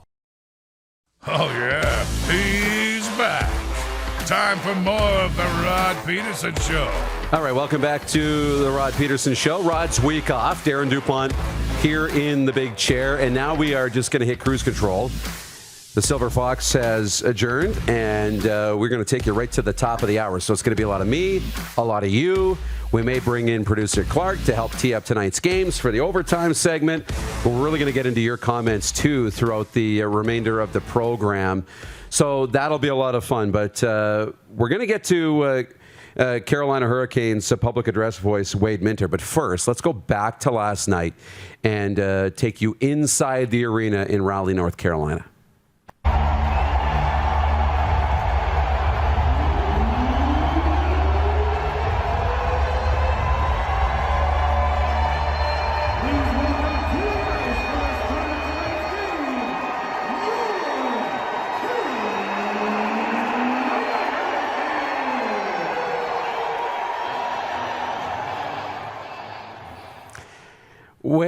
Wade Minter joining us from Raleigh, North Carolina, the public address announcer for the Carolina Hurricanes. That was last night. I saw that this morning on Twitter as I'm getting ready for the show. I watch it again. It gives me chills. I can only imagine what it did for you inside the building. It was amazing. We've had about 5,000 fans in the building the last third or so of the season, and they've been doing the work of 10. I've seen the building completely full. I've heard how loud it's been. The 12,000 fans we had in there were doing the work of 20. And it was, after the year and a half that we've had and everything we've been through, amazing to see the towels waving, the people getting loud. Really emotional moment. It's got to make your job easier too, right? That's what you do it for, right? To get a crowd excited. I mean, were you doing the same job in an empty building? Absolutely. At the start of the season, there was a handful of players, kind of friends and family, but I was sitting 10 rows back of the penalty boxes with my microphone and a makeshift table and doing the whole show for nobody. And I had to really kind of change my approach and make it a little more TV friendly because that's where everyone was watching from. But it is a spooky feeling hearing your voice echoing around an empty arena and seeing the players on the ice and hearing that every play at the blue line is offside. I didn't know that until there were no fans in the building. And so it's been a journey this year. You can't do it the same, though, right? I mean, when there's nobody in the building. So we had the hub in Regina for the Western Hockey League, and I was listening to different radio play-by-play calls throughout the hub, and the announcers, I mean, they're in an empty building, so they hear their own voice echoing. They're calling the game differently. There's less excitement because it's almost like you're trying not to be too loud because this is a library and everybody can hear me, and I don't want to be too – it's kind of weird. When there's a full building, you can almost yell into the mic, right? I mean, that's kind of got to be the same feeling, and last night you could let it loose. Absolutely. It is a very different feeling when you're there and there's either nobody or just a handful of folks, and the acoustics are different and the reaction of the crowd is different. But last night with 12,000 people in the building, all yelling their hearts out, it felt like real playoff hockey in Raleigh again. And I hadn't felt that since 2019. So what's it like in Raleigh, in the community in North Carolina? Wide open in terms of COVID restrictions, in terms of getting back to normal, wearing masks, not wearing masks? Where's Carolina? We went to Nashville yesterday. We went out to Nashville on the video call, and they're wide open too. You know, so same thing in Carolina?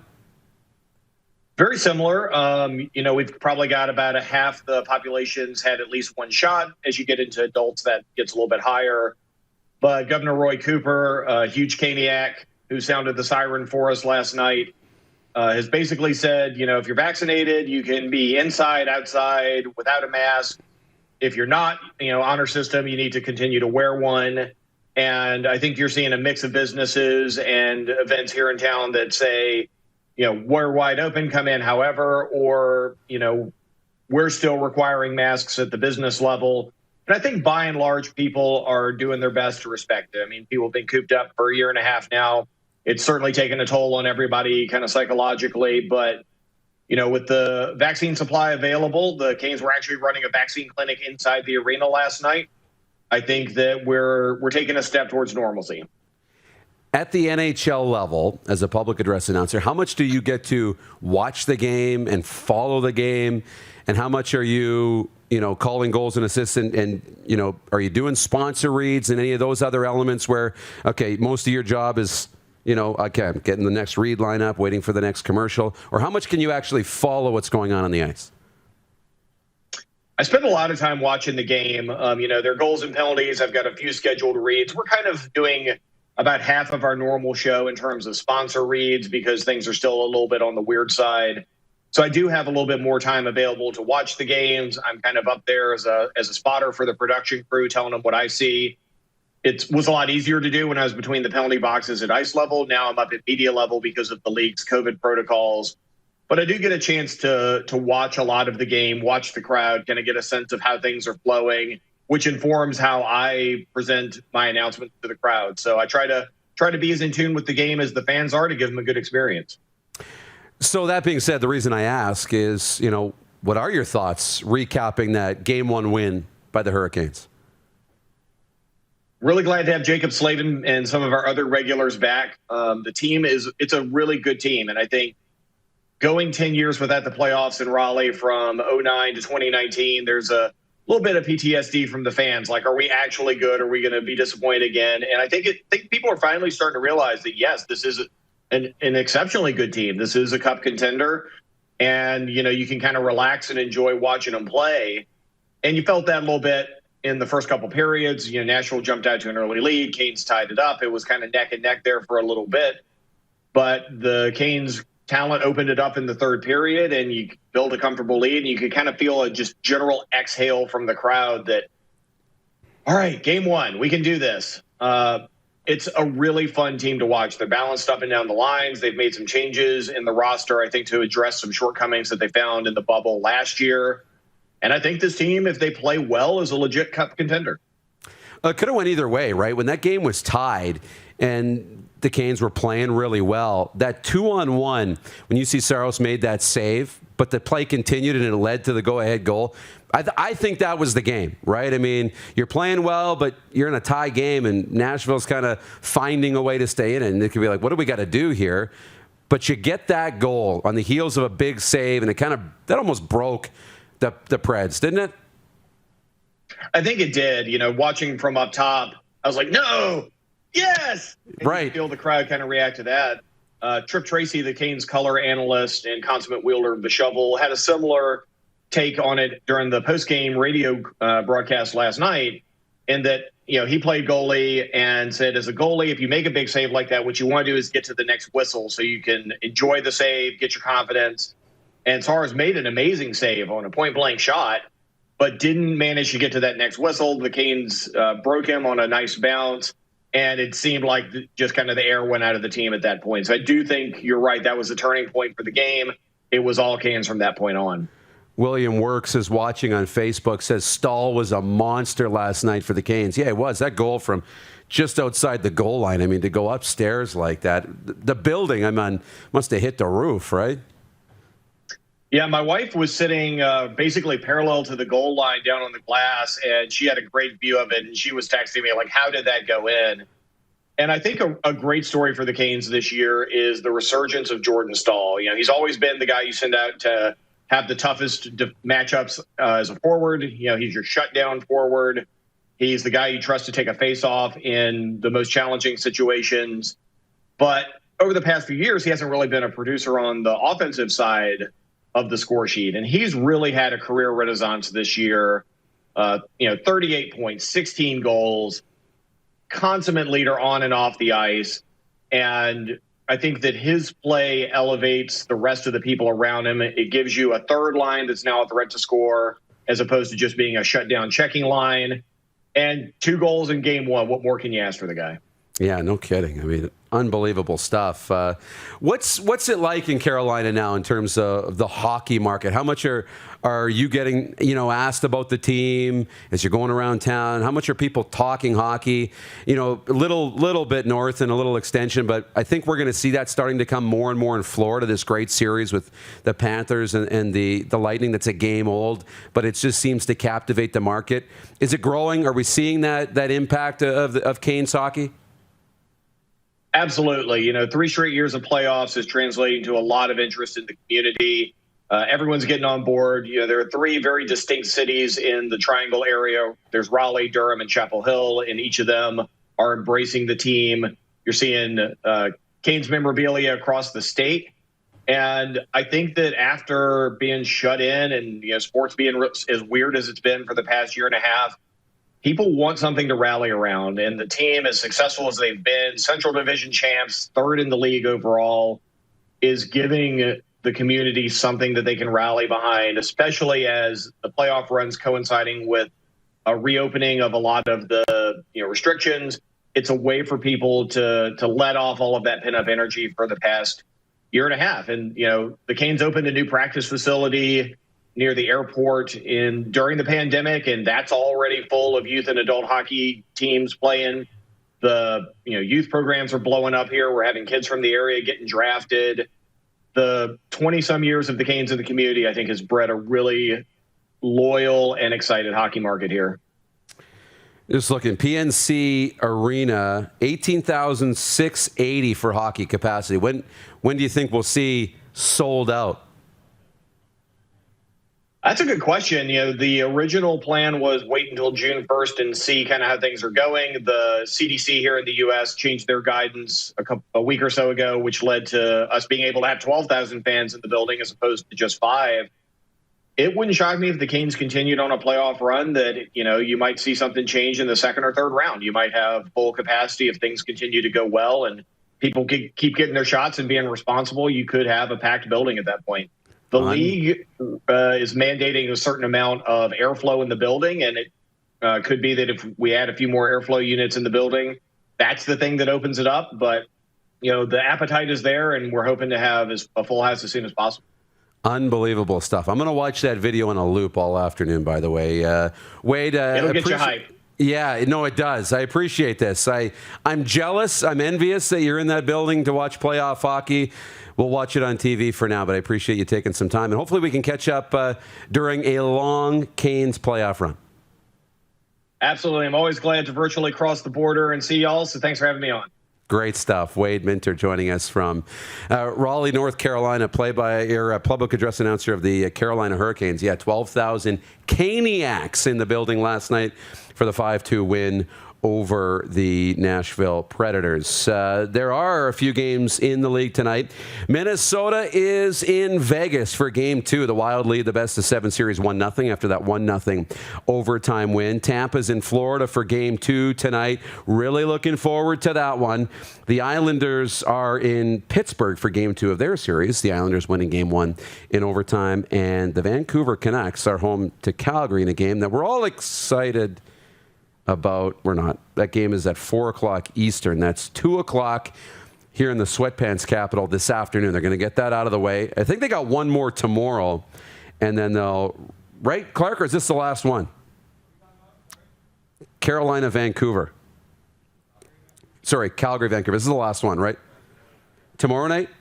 They play, yes, there we go, tonight and tomorrow afternoon. So... yeah, to this afternoon and tomorrow afternoon, they'll wrap up, and we'll kind of put that to bed because it's kind of the games we're not really talking about. We'll get to more of your comments here, too, because it's just us and you the rest of the way, as Jennifer wants to talk baseball. Is that right? We're going to bring Clark out to talk some baseball. Just to throw in a little baseball, if you see Kevin Pillar take the 94-mile-an-hour fastball to the face, yeah, that was scary. But he tweeted out that he's okay. And thanks, everybody, for the support. So there you go. We'll start teeing up tonight's games in the NHL the rest of the way. And on the other side of this break, we got a sports update and a look back at Bob Young's tweet. We'll get more of your thoughts next. It's the Rod Pedersen Show on Rod's Week Off here on Facebook and YouTube Live, Game Plus TV Network, and 24-hour sports radio at rodpedersen.com. Head to youtube.com/The Rod Pedersen Show now. You gotta subscribe. Click the subscribe button for all the content you may have missed.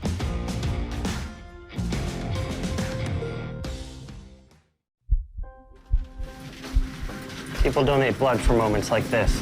But there are lots of reasons why Canada's Lifeline needs donors every day. Like the fact that someone with leukemia can need up to 8 units of blood a week. Or that donated blood lasts no longer than 42 days.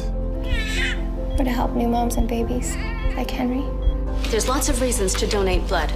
That's why we need donors every day. The need for blood is constant. Join Toyota and our Toyota dealers in supporting Canada's Lifeline.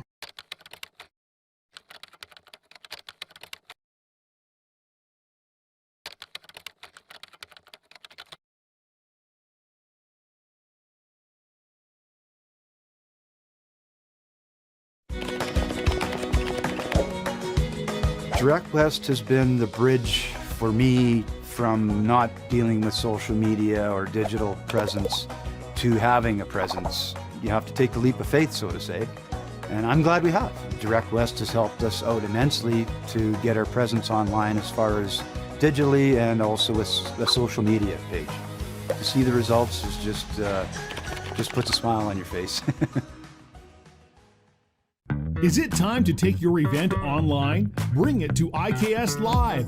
We've got a fully customized virtual event platform with remote guest support for your next fundraiser, talk show, conference, performance, and more. IKS Live offers live streaming to Facebook Live and YouTube and pre-recorded capabilities, both in our studio with green screen available and on location with pre-production and post-production services. Visit us at ikslive.ca. Bronco Plumbing and Heating, proudly serving Regina and surrounding areas since 1978. We are excited to announce the new Bryant Furnace Trade-in Allowance Program. If you have a working Bryant furnace, 15 years old or less, you may be eligible to receive a new furnace at a discounted rate. If you'd like to take advantage of the Bryant Trade-in Program, or to hear how we can help improve your home, give us a call today at 306-781-2090. At Prairie Mobile, you can get the phone you want when you want. All smartphones are $0 every day, With convenient locations across Saskatchewan, Prairie Mobile, your SaskTel authorized dealer, has you covered.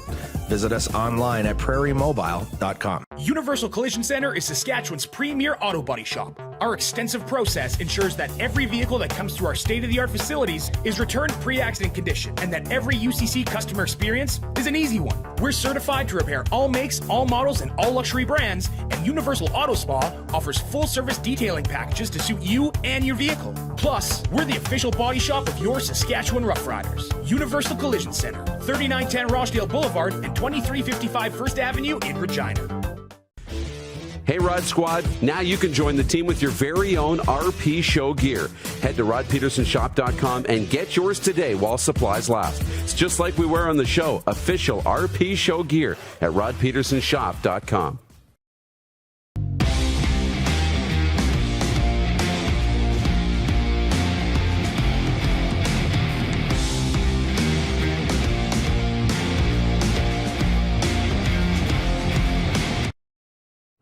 Laid back and kicking it. Let's head back to the studio. Here's Rod. All right, not Rod, Darren DuPont in here, and we are just sailing, you and I, for a little while here, right to the top of the hour. And viewer takeover can start a little bit early. We'll get to your comments as we roll. Bill Lothian's watching on Facebook and wants to let us know Canada's 3-0 at the World Mixed Curling Championships, the doubles. Brad Gushu and Carrie Einerson are rolling in that one overseas. So that's really exciting. Wayne Grollo is watching on Facebook, says he could see the Canes being one of the final four in the Stanley Cup semifinals. Yeah, I could too. And Kelly Rempel and I were talking about that in one of the commercial breaks. What is going to happen in the final four? We don't know yet. And I believe nothing's been announced by the National Hockey League. We got some time to get there, but nothing's been announced yet. And it's been brought up on social media a lot about, are we going to see this massive home ice advantage for the teams in the United States, where you'll play a game in Carolina and a game in Winnipeg with no fans? Carolina packed. Well, I don't see teams traveling across the border freely for games. There's talk of a bubble. That could happen. That's probably all I see is a bubble, potentially. But I really don't know what we're going to see for the semifinals. So it'll be really interesting to watch to see where the vaccine rollouts go, and if Edmonton or Toronto, probably not Toronto, but if Edmonton or Winnipeg is allowed any fans in their buildings. I know the Oilers had applied some time ago to allow some fans, but we'll continue to monitor that situation. The tweet this morning that's making news is from Bob Young, the caretaker in Hamilton. There it is. I got to pull it up on my computer here. Just give me a second because I can't read it that far away, but leave it up so everybody at home can read it as you're watching the show. He's quoting a 3 Down Nation article talking about a lack of confidence around the CFL that the league would play football in 2021. And this is from Arash Badani, who's alluding to there's a schedule inside the league, and some people think they're going to play, some don't. Talking about league personnel and team personnel. Well, Bob Young, the owner of the Hamilton Tiger Cats, says this is just a silly tweet.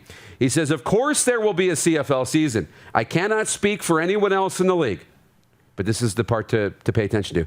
But I can guarantee the Tiger Cats will play. Although if no one else plays, I suppose we might even win the Grey Cup this year. And that prompted Simone Lawrence to quote tweet it and say, it's an O versus D party, with a laughing, crying emoji face.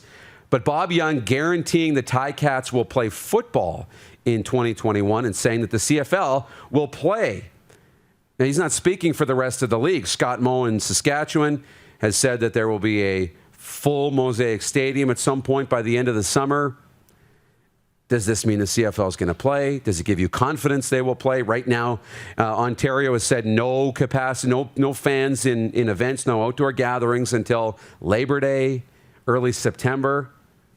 Jeff Kabilis is watching in Winnipeg, says, not Winnipeg, COVID numbers are high, but we'll see in a month. I think that's the case, right? The best case scenario is we'll see in a month. We'll see in 2 weeks. We're going to live in a different world a month from now than we do today, right? Right now in Saskatchewan, it's 16 and over are eligible for vaccines. So we're going to have to play this day by day. I don't know. Does that mean that Bob's willing to pay for Hamilton to be in Winnipeg or be in Saskatchewan for a hub center? I think all indications are that I don't think there's a willingness to pay for a bubble because it's really expensive and it's going to take a long time, and it's not going to be a lot of fun for the players and the staff when you got to go through it, from August until December, a December 12th Grey Cup. So that's what's making news this morning. We're going to follow that tweet throughout the rest of the week. But we're also going to get to teeing up tonight's NHL games in overtime. And so we'll get your thoughts on what's going to happen tonight. Tomorrow will be a big day because the Scotia North Division kicks off their playoffs. So we'll do that. But first, let's get to a sports update.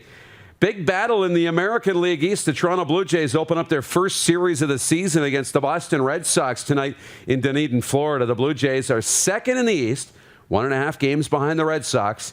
It's the second last home series in Dunedin for the Jays, who will move to Buffalo, New York next month. 3 NHL playoff games on the schedule today. The Pittsburgh Penguins look to even their series against the New York Islanders after dropping Game 1. The Tampa Bay Lightning carry a 1-0 series late into Game 2 of their series against the Florida Panthers, while the Vegas Golden Knights trail 1-0 against the Minnesota Wild heading into tonight's Game 2. Canada's Felix Auger-Aliassime is out of the Lyon Open in Geneva after an opening round loss at the French Open tune-up event in Geneva. The 7th-seeded Auger-Aliassime lost in 3 sets to world number 88 Lorenzo Musetti of Italy today. Musetti broke Auger-Aliassime in the final game to win a match that lasted 2 hours and 45 minutes. And let me just refresh this. Roger Federer was back on the court. He lost to in his second round match in the round of 16 earlier this morning. So Federer is out of that. Of course, I was going to get a tennis update in when Rod's away. And here's the update from the curling. Canada's Carrie Anderson and Brad Guscio are rolling at the World Mixed Doubles Curling Championship.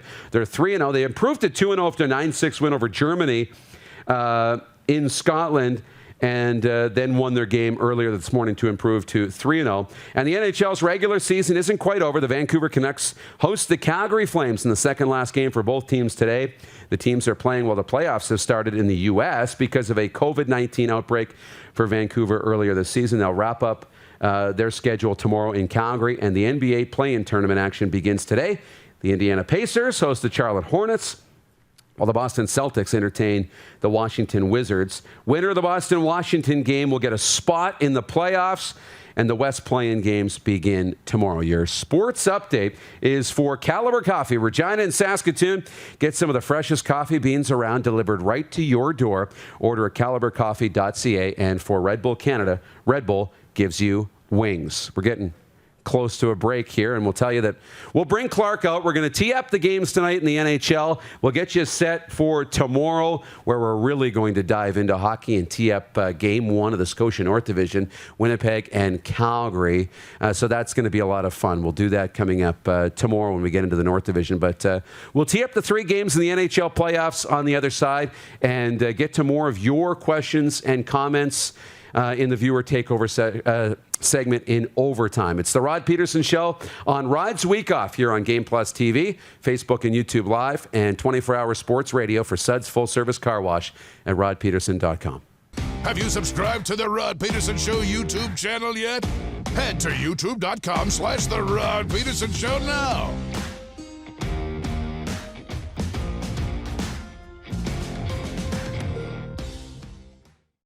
Rockstar Supply Chain Solutions is Saskatchewan's only full-service supply chain company.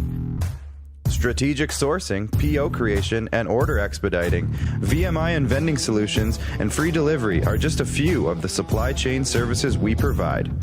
If your company needs it, Rockstar Supply Chain Solutions can get it for you. Price, quality, service, Rockstar Supply Chain Solution is helping Saskatchewan companies buy better.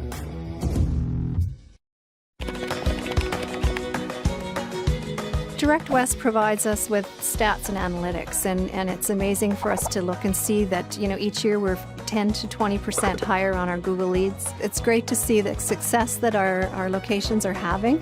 The Direct West app gives us an opportunity to be in one place for people to find any of our locations or our commodities. Without Direct West, we would have to be in multiple digital places. I would recommend Direct West. They're great to work with. Does this look familiar? Your fans deserve an incredible arena experience. It's time for an upgrade. Stunning graphics. Revenue opportunities are just the beginning with our in-venue display systems and scoring technology. Let us help you find the best solution for your facility. EDG, always delivering the best fan experience. Capital Ford Lincoln is your used car destination. We're overstocked and priced to move, so shop online or in-store to get the best deal on any one of our massive selection of pre-owned vehicles. Every pre-owned vehicle at Capital Ford must pass a thorough inspection, ensuring that your buying experience is quick, easy, worry-free, and just like new. So save the depreciation and buy pre-owned. Capital Ford Lincoln is your used car destination. 1201 Pasqua Street North in Regina. Is it time to take your event online? Bring it to IKS Live. We've got a fully customized virtual event platform with remote guest support for your next fundraiser, talk show, conference, performance, and more. IKS Live offers live streaming to Facebook Live and YouTube and pre-recorded capabilities, both in our studio with green screen available and on location with pre-production and post-production services. Visit us at ikslive.ca. Nestled in the scenic Qu'Appelle Valley, just 20 minutes northwest of Regina, is one of the finest golf courses in all of Saskatchewan, the Deer Valley Golf Club. The clubhouse has a full-service restaurant, and customers can enjoy a casual dining experience with spectacular views of the golf course and valley. A fully stocked golf shop, staffed by PGA of Canada professionals, is equipped to meet all of your golf apparel and equipment needs. Book your tee time, family event, or corporate tournament today at the Deer Valley Golf Club. Call 306-731-1445. We started Suds Car Wash in 2003. There's a bit of us in every part of the business. I've been working here since I was about 10 years old. Hard to believe it's been 12 years since. Working with my family has been great. My mom and dad have taught us the importance of hard work. I've been here since I was 10 years old, and my dad has taught me a lot about quality work. From all of us at Suds Car Wash, we make your car shiny. You got something to say? You want to add to the show? What are you waiting for? Don't just sit there. Say something. Now, back to the studio with Rod. The rock star of the day yesterday was Peter Lobardius of Sportsnet, The Fan, Radio 960 in Calgary. Today, I don't really know. The rock star of the day for Rockstar Supply Chain Solutions might be Blake Nill. I really like connecting with Blake. Back in hour one, Mitch Love, Wade Minter, Kelly Rempel, they were all here today. The rock star of the day for Rockstar Supply Chain Solutions, specializing in improving your company's performance and bottom line through supply chain management services. So we'll have the rock star of the day tomorrow. Producer Clark's out in the sidecar. Yes. For the overtime segment. We're here. Yeah, I mean, he could be the rock star of the day too. Sure, I'll take it. Why not? So I haven't won one, I don't think. So maybe one. You might have won one. Maybe one. 3 games in the NHL tonight, and that's kind of where I want to leave this, and we'll get to your comments. If you have anything, get your comments in on Facebook, YouTube, or the Prairie Mobile text line at 306-840-8777. We got a couple of texts that have come in. Frank in Toronto, one more time, says, "Sir, the CFL is dead in Vancouver to Montreal. MLS has taken over. It's over for the CFL." Ouch. Yeah. Tell that to Bob Young. Let's get Frank and Bob Young in a face-off for you Ultimate Fan Zone and the Mad Greek Moose Jaw. Let's get them in a face-off. That might be the way to go. Take it. Metal Shingle Guy, hey, Dupes, I feel sad for the players. These high rollers stringing them along. Mo was just dangling a carrot to get vaccinated. CFL, Big Three don't want to play. He didn't say CFL would fill the stadium. He just said the stadium would be full. Could be a concert. Well, in Rod's weekend leftovers, he said Rams Huskies. Right. Why not U Sports? I mean, Blake Nill was back in hour 1, and they're full steam ahead, working towards getting ready for a season. But there's a lot of time to talk about that. And Donna Berger says, ouch. Yeah.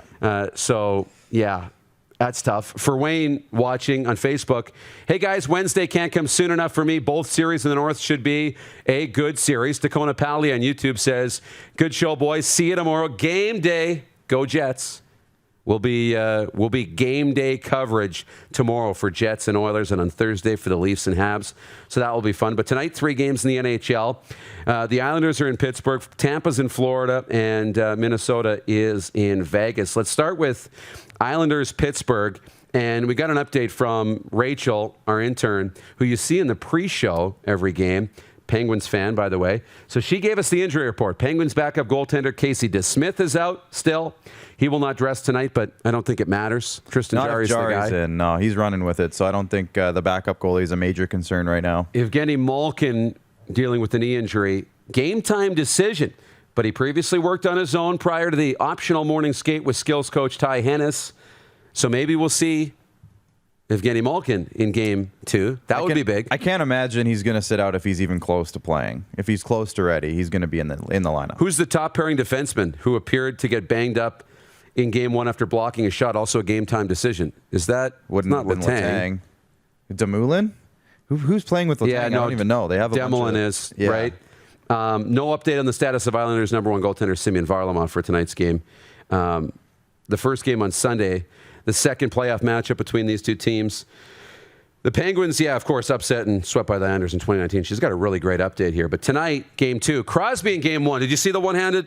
I mean, Crosby's doing magical Crosby things. We're used to seeing that out of him from nowadays. And I was actually talking to some guys. I was on a podcast the other day, and they were saying how Sidney Crosby is the Canadian version of what Austin Matthews is for Leaf fans. Like, they've been seeing it for years, and now Austin Matthews is doing it for the Leafs with all these crazy goals where you see him knocking it out of the air or whatever it is. And so I think Penguins fans have been a little spoiled. Rachel. Yeah, she writes in, and you're right. She says, yes, Brian Dumoulin. We got it. Nailed it. So Brian Dumoulin is the... I won the trivia question today. On that top defense pairing. So hopefully he's good to go, and the Penguins will play. Of course, I think around here, I'd have to say we're probably an Islanders show. For the most part. The Eberle factor. That's the only reason, right? Yeah. With Rod, the Eberle factor. I like Crosby. I mean, we do... I don't know who I'm pulling for in that series. I picked the Islanders to do an upset just because I think they have such a good structure and they just play so well defensively. And Barry Trotz, anytime you got Barry Trotz behind the bench in any series, you just never know. But every time I see Matt Barzal, I still get a little bit of a pain in my chest from the Seattle Regina Pats series from a few years back. And you were there too, so you know what it was like in that series with Matt Barzal and the Seattle Thunderbirds here in town. But I think I picked the Islanders. Maybe I was just being a little bit of a contrarian, but here we are. We're inside 90 seconds. Vegas, Minnesota, Game 2. There's got to be more goals. You'd think so. It's a goaltender battle on that one. Cam Talbot, Marc-Andre Fleury. It sounds like they're not sure who's going to start for Vegas, so I guess we'll have to see. Okay, not sure who's going to start. We know who's going to start for the Florida Panthers. It's not Sergei Bobrovsky. Chris Streeter, the Winnipeg native, gets to start for Florida tonight. It's also his 27th birthday. Ooh. But this isn't crazy because he's played almost half the games. Bobrovsky stopped 35 of 40 in Game 1. He's split with Streeter during the regular season. Bobrovsky played 30 games. Streeter played 23. He also was 2-0-1 against Tampa in the 3 games that they played. And during the season, he had a .919 save percentage and a .232 goals against average. No Sam Bennett, who was a stud for Florida, a real stud. Are we going to see more of the Rats on the ice in Florida? I hope so. You have to think that both of those teams are going to be so fired up after what happened last game. Everyone's calling it the game of the decade, basically. And just to come back for Game 2, new goalie, it's going to be a fired up atmosphere, I'm pretty sure.